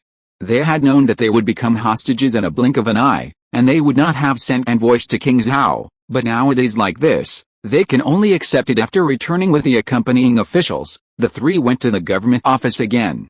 This time they had a closed door, and the official of the government office just told them that Pang Yukin had something to go out and was no longer in the government office. Qi Wangfu, it has been an hour since Xiaoming came back. At this time, the dining room of the palace is preparing for the noon banquet. As he said to Fei Yu'er yesterday, he wants to meet Xiao Ziyan at noon today to talk about the marriage. While he was waiting, the guard at the city gate came to the palace and told Xiaoming about blocking Kui Zhang and the three of them. Hearing this, Xiaoming sneered twice and asked the guard to go back and tell the guards at the four gates to keep an eye on the gate. Just after explaining this matter, a familiar voice suddenly sounded outside the main hall. Xiaoming smiled when he heard this voice. It was Xiao Ziyan who came over. Sure enough, Xiao Ziyan in a blue brocade robe appeared calmly outside the main hall after a while, and Fei Yu'er entered the hall with him seventh brother. Xiao Ziyan laughed loudly when he saw Xiaoming raised his hand. Xiaoming and Xiao Ziyan are both princes now, and the etiquette is very simple. Ninth brother Xiaoming also laughed. Among the many princes, he and Xiao Ziyan had the closest relationship. First, it was Fei Yu'er's relationship, And second, Xiao Ziyan had never participated in the battle for the throne. To put it simply, he is a very clean prince. Because of this, he trusts Xiao Ziyan very much. Sometimes the reason why he pays attention to what he is doing is because he does not want him to become someone like the third prince. Although the emperor is ruthless, who doesn't want to have a trustworthy brother? And now he finally understands Xiao Wangxuan's contradictory mood. At that time he obediently helped Fei Yu'er to sit beside Xiao Ming, and Xiao Ziyan sat down in his own seat. He asked, "Seventh brother specially called me today to tell me something."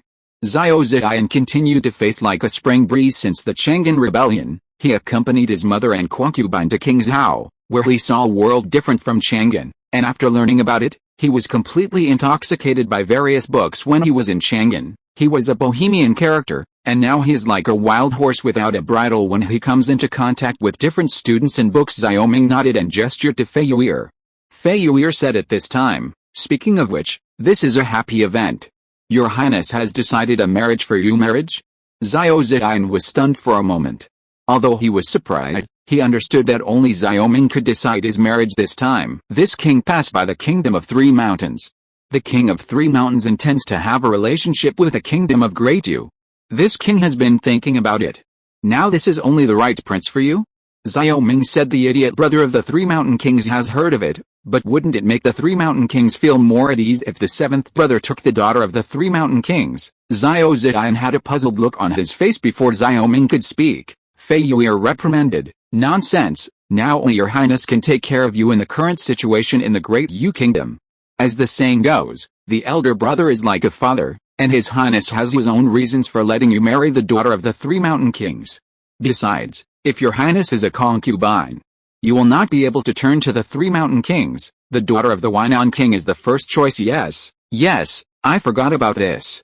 Xiao Ziyan shook his head, and he said, "Thank you, seventh brother, for your kindness." Xiao Ming looked embarrassed. Fei Yu'er suddenly mentioned King Huainan, which caught him off guard, because Pang Yukan also mentioned this when he was in the government office today. However, Xiao Ziyan was inconvenient to ask Fei Yu'er about this, so he said to Xiao Ziyan, "Ninth brother, don't have to worry, the daughter of the Three Mountain Kings is only your side room, and seventh brother will definitely choose another beautiful family for you in the future." Kikshan. Xiao Ziyan bowed and said, to him, Xiao Ming's words were the imperial edict and could not be violated. Chapter 623 Good News and Bad News. P.S. The updates have been a little less in the past 2 days. The snail took a rest these 2 days. By the way, I sorted out my thoughts and resumed the update tomorrow. The sun was warm at noon, and the three of them dispersed after having a luncheon in the main hall. This time, he asked Xiao Ziyan to come over because of the appearance of etiquette. After all, he decided that Xiao Ziyan had to do it. Who made him Jinkao Yuan now? After sending Xiao Ziyan away, Xiao Ming and Fei Yu'er went to the pavilion outside the dormitory, when he suddenly asked, "Why did the princess suddenly mention this matter of the king of Huainan just now?" Fei Yu'er smiled softly. While His Highness was not in King Zhao, many officials mentioned this matter. Father and Pang Xiaofu seemed to have this intention. Father predicted that the three families would definitely attack His Highness, and King Yan was definitely the initiator, and the south of the state of Yan is the feudal state of the king of Huainan. The two fought a battle when they competed for the royal city. The king of Huainan was quite resentful to the king of Yan. Will agree this is what Fiji taught you. Xiao Ming's eyes were far-reaching. Speaking of him and Fei Yu'er, it was just a political marriage. Now he seems to be going the traditional way of every emperor. Fei Yu'er sighed and said, "Your Highness, it is not only the father, but also the concubines who think the same way. This way, it can not only help His Highness stabilize the country, but also help His Highness to spread the branches and leaves, and the ministers and concubines will not be swayed by the ministers' talk." Xiao Ming frowned.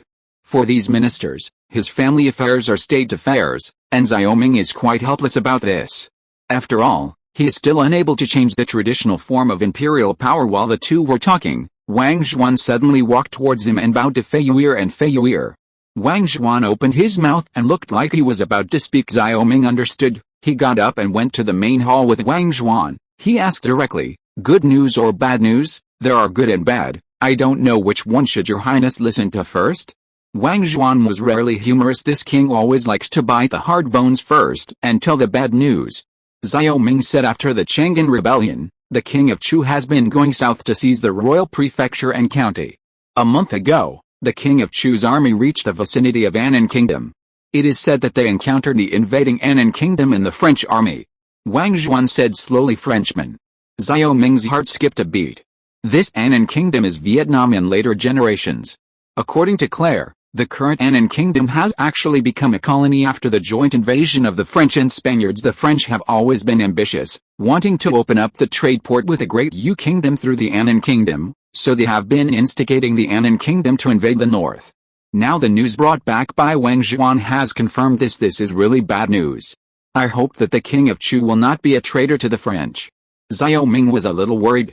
Now the foundation of the alliance between the king of Chu and him is muskets and artillery. If the king of Chu and the French compromise and sell their land in exchange for technology and weapons, the king of Chu may soon turn around to deal with him. What's the good news? Xiao Ming suddenly had a headache. Our maritime business eyeliner came back with news that the Japanese country is dispatching troops, and they are preparing to cross the sea to invade Korea at the end of this month. Wang Zhuan smiled hearing this news. Xiao Ming's heart was instantly relieved.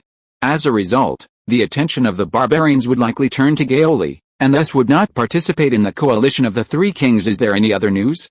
Xiao Ming asked. Yes, the fourth prince had a very unsatisfactory life in the country of Yan. He was humiliated by Kui Zhang and Kui Tuong several times in Bazhou. Now it can be said that he is relying on others and is very embarrassed. Wang Zhuan said, Xiaoguan has secretly contacted the fourth prince. The fourth prince has a different heart now, and he said that as long as His Highness can help him capture the kingdom of Yan, he will take His Highness as the king. Help him capture the country of Yan? Does he have the ability? Xiao Ming frowned. His Royal Highness thought wrong. The noble family of Yan country is also full of contradictions. The Yuan family and Ji family of Yan country have been dissatisfied with King Yan for a long time.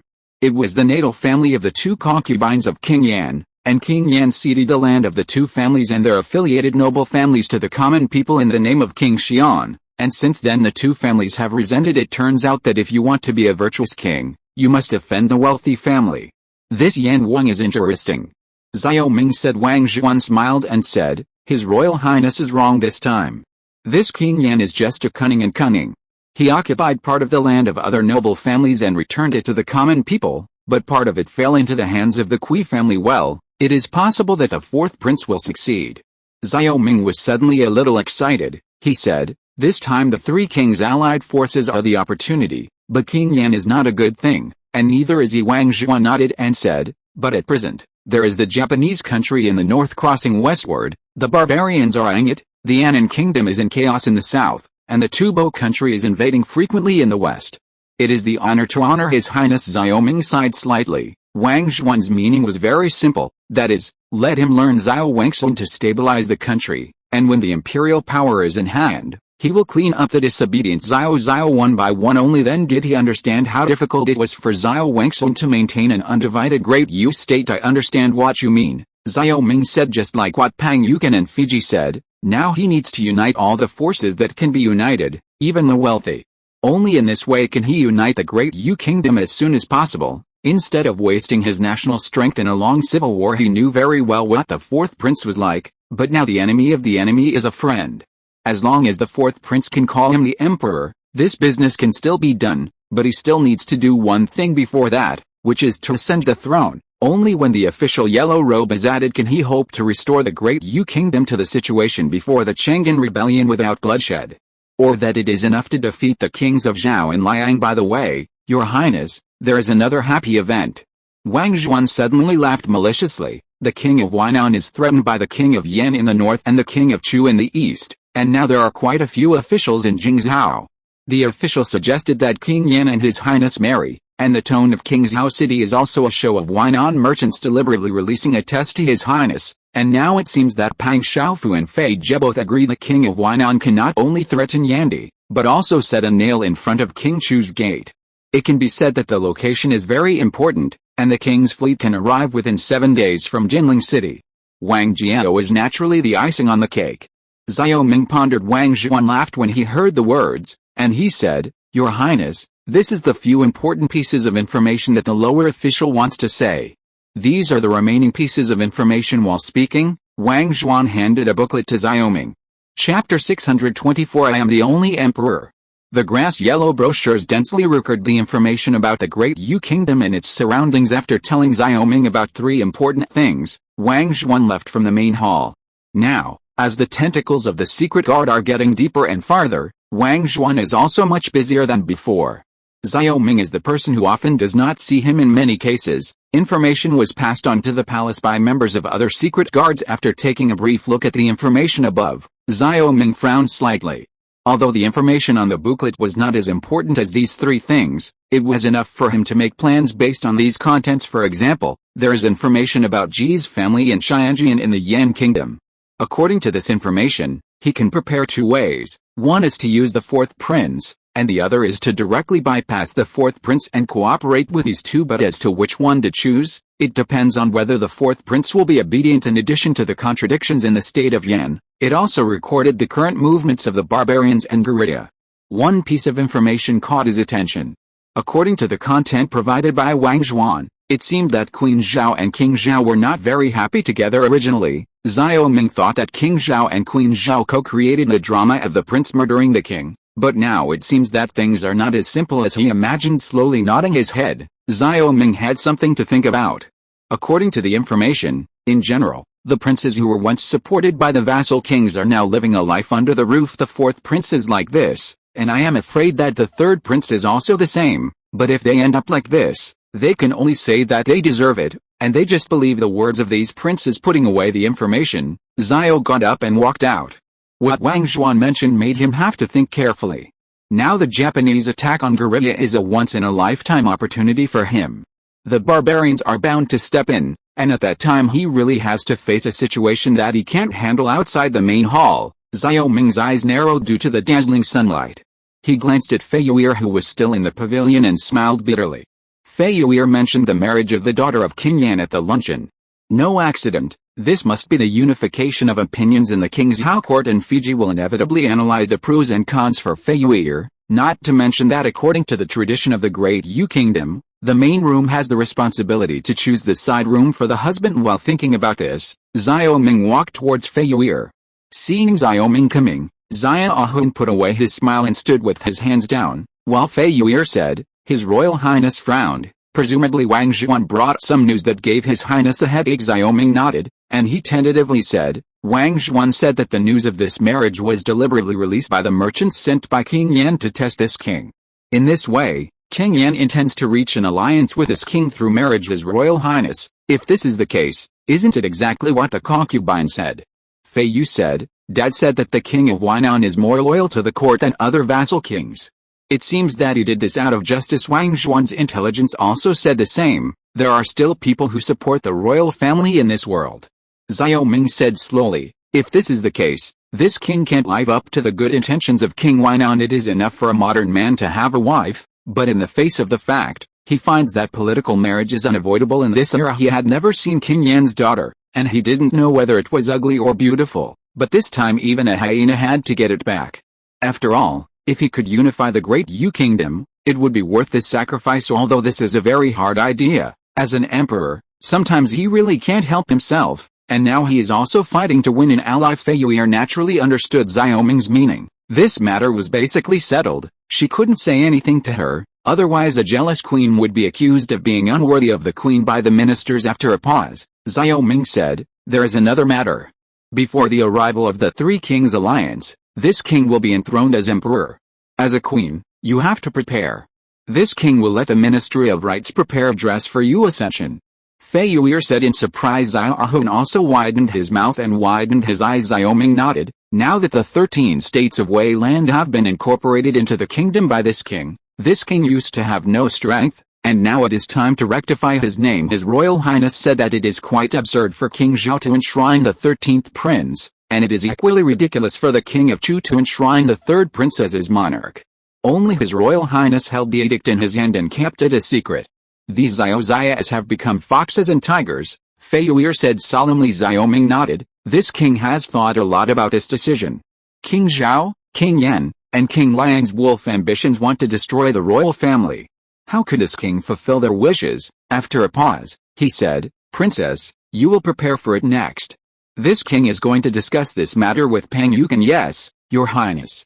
Fei Yu'er said. After that, Xiao Ming turned around and walked towards the government office. Seeing Xiao Ming go away, Xiao Hun suddenly said playfully, Fei Yu'er. Xiao Hun sees the empress and congratulates the empress on the world. You girl, be careful that this palace rips your mouth. Fei Yu'er was shy and happy. In the blink of an eye, she went from an ordinary woman to a queen in 2 years, and her mood was equally complicated at this time. Xiao Mingchuan had already left the palace. From the palace, and in the palace, he found Pang Yukin and talked about the enthronement. His Royal Highness, the officials of the entire Fengguo are waiting for this day. Pang Yukin looked excited. In fact, when they knew the edict, they wanted Xiao Ming to be the king. It's just that Xiao Ming was unwilling to be the target of public criticism at the time. Now that they have obtained the 13 states of Wei, their strength has greatly increased, and they no longer need to worry about the reactions of other vassal kings. Xiao Ming sighed. He said, yes, a year has passed in a blink of an eye, and there are a few more years in this life, and this king also figured it out. This king inherited the father's edict, and it was Dayu, the real emperor of the country. There is nothing to hide. This king just wants to tell the world that the emperor of the Yu kingdom is me. Pang Yukin's eyes seemed to have hot tears rolling, and he was also very emotional. He had been with Xiao Ming too much over the years, and now he has finally come to this point. His Royal Highness, the old minister, will let the Ministry of Rites prepare for the enthronement ceremony, and at the same time announce the last emperor's edict to the world. Pang Yukin said, well, choose a good day, an auspicious day. Since you want to ascend the throne, you must ascend the throne in a glorious way. In addition, you will inform the royal family and King Zhao about this. After this enthronement, it will be the ceremony of offering sacrifices to the heavens. You need them to go with this king. Xiao Ming said thoughtfully. Although he had arranged a lot before, and even started to open up the wisdom of the people, the experience during this period made him understand that only through the emperor's road granted by the emperor's destiny can he unite the great Yu kingdom as soon as possible. Chapter 625 Granular Smokeless Gunpowder. Because of Xiao Ming's decision, the atmosphere in the government office suddenly became frenzied. In addition to Pang Yukin, other officials also heard the news, with happy smiles on their faces, and their mood was a little depressed during this time. After all, to them, Xiao Ming is the emperor of the great Yu kingdom, but now they have been crushed by King Zhao. Now that Xiao Ming has decided to restore orthodoxy, how can they be unhappy? Yes, your highness, the lower official will prepare now. Pang Yukin said, wait, there is one more thing. Xiao Ming's eyes were far-reaching. You should also prepare for the matter of the king of Huainan. Pang Yukin was overjoyed when he heard the words. He said, your highness has finally figured it out. Xiao Ming pondered and nodded lightly. The two were talking when suddenly one person rushed into the mansion. Seeing Xiao Ming and Pang Yukin were both startled, he looked at the person and said, Lu Tong, what's wrong with you? At this time, Lu Tong's eyes were red and swollen, but with a nervous smile on his face, he said to Xiao Ming, your highness, the lower official has solved the passivation problem of nitrocellulose, and has also manufactured smokeless powder in addition to particle smokeless powder? Xiao Ming was a little shocked. He said, you replaced the camphor in the smokeless powder with nitroglycerin. Exactly. Lu Tong explained to Xiao Ming, since the last failure of smokeless powder, he has led the students of the School of Chemistry to study the passivation problem of smokeless powder day and night, and now he has finally solved this problem by soaking smokeless powder in ether ethanol solution, and after studying the technical books of gunpowder, he mixed the glycerin treated with concentrated nitric acid and concentrated sulfuric acid into the smokeless gunpowder to obtain granular smokeless gunpowder. These gunpowders can completely replace black powder and become a new generation of gun and artillery propellants. As for ether, he used alcohol and concentrated sulfuric acid to mix and heat at 140 degrees to prepare ether. In this method, after cooling, add water and let stand for separation. Alcohol and sulfuric acid are soluble in water, but ether is insoluble in water. It can be extracted. Ether. Lu Tong, this time, you have brought a surprise to this king. Granulated smokeless gunpowder will greatly increase the range of flintlock guns and artillery. Coupled with the improvement of steel quality, it seems that the weapons of the feudal army can be updated again. Yes. Xiao Ming laughed. Lu Tong also laughed when he heard the words, but he smiled. His eyes suddenly closed, and his body swayed and fell to the ground. Xiao Ming was shocked when he saw this and immediately stepped forward to support Lu Tong, but when he looked carefully, he found that Lu Tong was making a light snoring sound, which made him suddenly relieved. It seemed that for the smokeless gunpowder, this guy is so sleepy. Pang Yukin naturally didn't know anything about granular smokeless gunpowder, but seeing Xiaoming and Lu Tong's appearance, he knew that this was a very powerful thing. He asked, "Your Highness, is there any use for this particle of smokeless powder? It's very useful, and now the army of the closed country should catch up with the West in terms of gunpowder." Xiaoming pondered. The granular smokeless gunpowder is a product of the 19th century. Even if this era is 50 years ahead of the contemporary era, the hope of this smokeless gunpowder should not appear until 100 years later.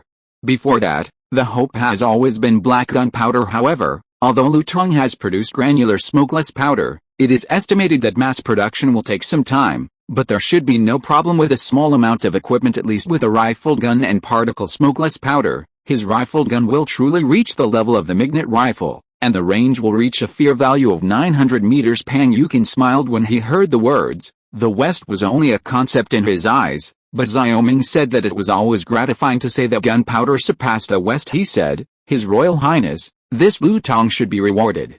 Just as His Highness is about to hold the enthronement ceremony, he sent a heavy gift to His Highness. "Well, you are right. You asked the officials in charge of this matter to draw up a list. All students who participate in the development of granular smokeless powder will be rewarded." Xiaoming said nowadays, a large number of incentives have made the students of Bowen College more and more passionate. Not only does Bowen College have public laboratories, but some students even jointly set up private laboratories to conduct related research. Of course, these private laboratories are under the supervision of secret guards to prevent technology leaks. As for the technology of the private laboratory, Xiaoming adopts an acquisition strategy. As long as it is a mature technology and other products, he will provide financial support. In this way, Kingzhao's fanatical atmosphere for science and technology will further spread to the people, making people pay more and more attention to the development and application of various technologies. Asked the guards to call a carriage to send Lu Tong back, and Xiaoming called another carriage to the military workshop. Now that he has granular smokeless powder, it is time for him to form an army equipped with miniature rifles different from the past. What Xiaoming heard when he arrived at the military workshop this time was the rumbling sound of the steam engine. Since the steam engine was put into production more than half a year ago, Lin Wentao provided 5 steam engines to the military workshop during the half year of the truce. The advent of steam power greatly accelerated the production of rifled guns. When Xiaoming arrived, Song Changping quickly came out of the workshop. "His Royal Highness has not been to the military workshop for a long time. I don't want to disturb your production, but this time I came here for business. 8 months ago, I asked you to store rifled guns and conical bullets. How are you preparing now?" Seeing Xiaoming's serious expression, Song Changping put away his smile and said, "Your Highness, it is much easier to have a steam engine to rifling now. The lower official has already reserved 6,000 rifled rifles, and this conical bullet has also produced 120,000 rounds. Don't know if it's enough. The gun is enough, but there are still too few bullets, so on average, a gun only has 20 bullets." Xiaoming said, "The rifled gun is not needed for the time being. You can transfer these craftsmen to produce bullets. In addition, all 6,000 rifled flintlock pistols have been sent to the Yunzhao camp. The battle is approaching.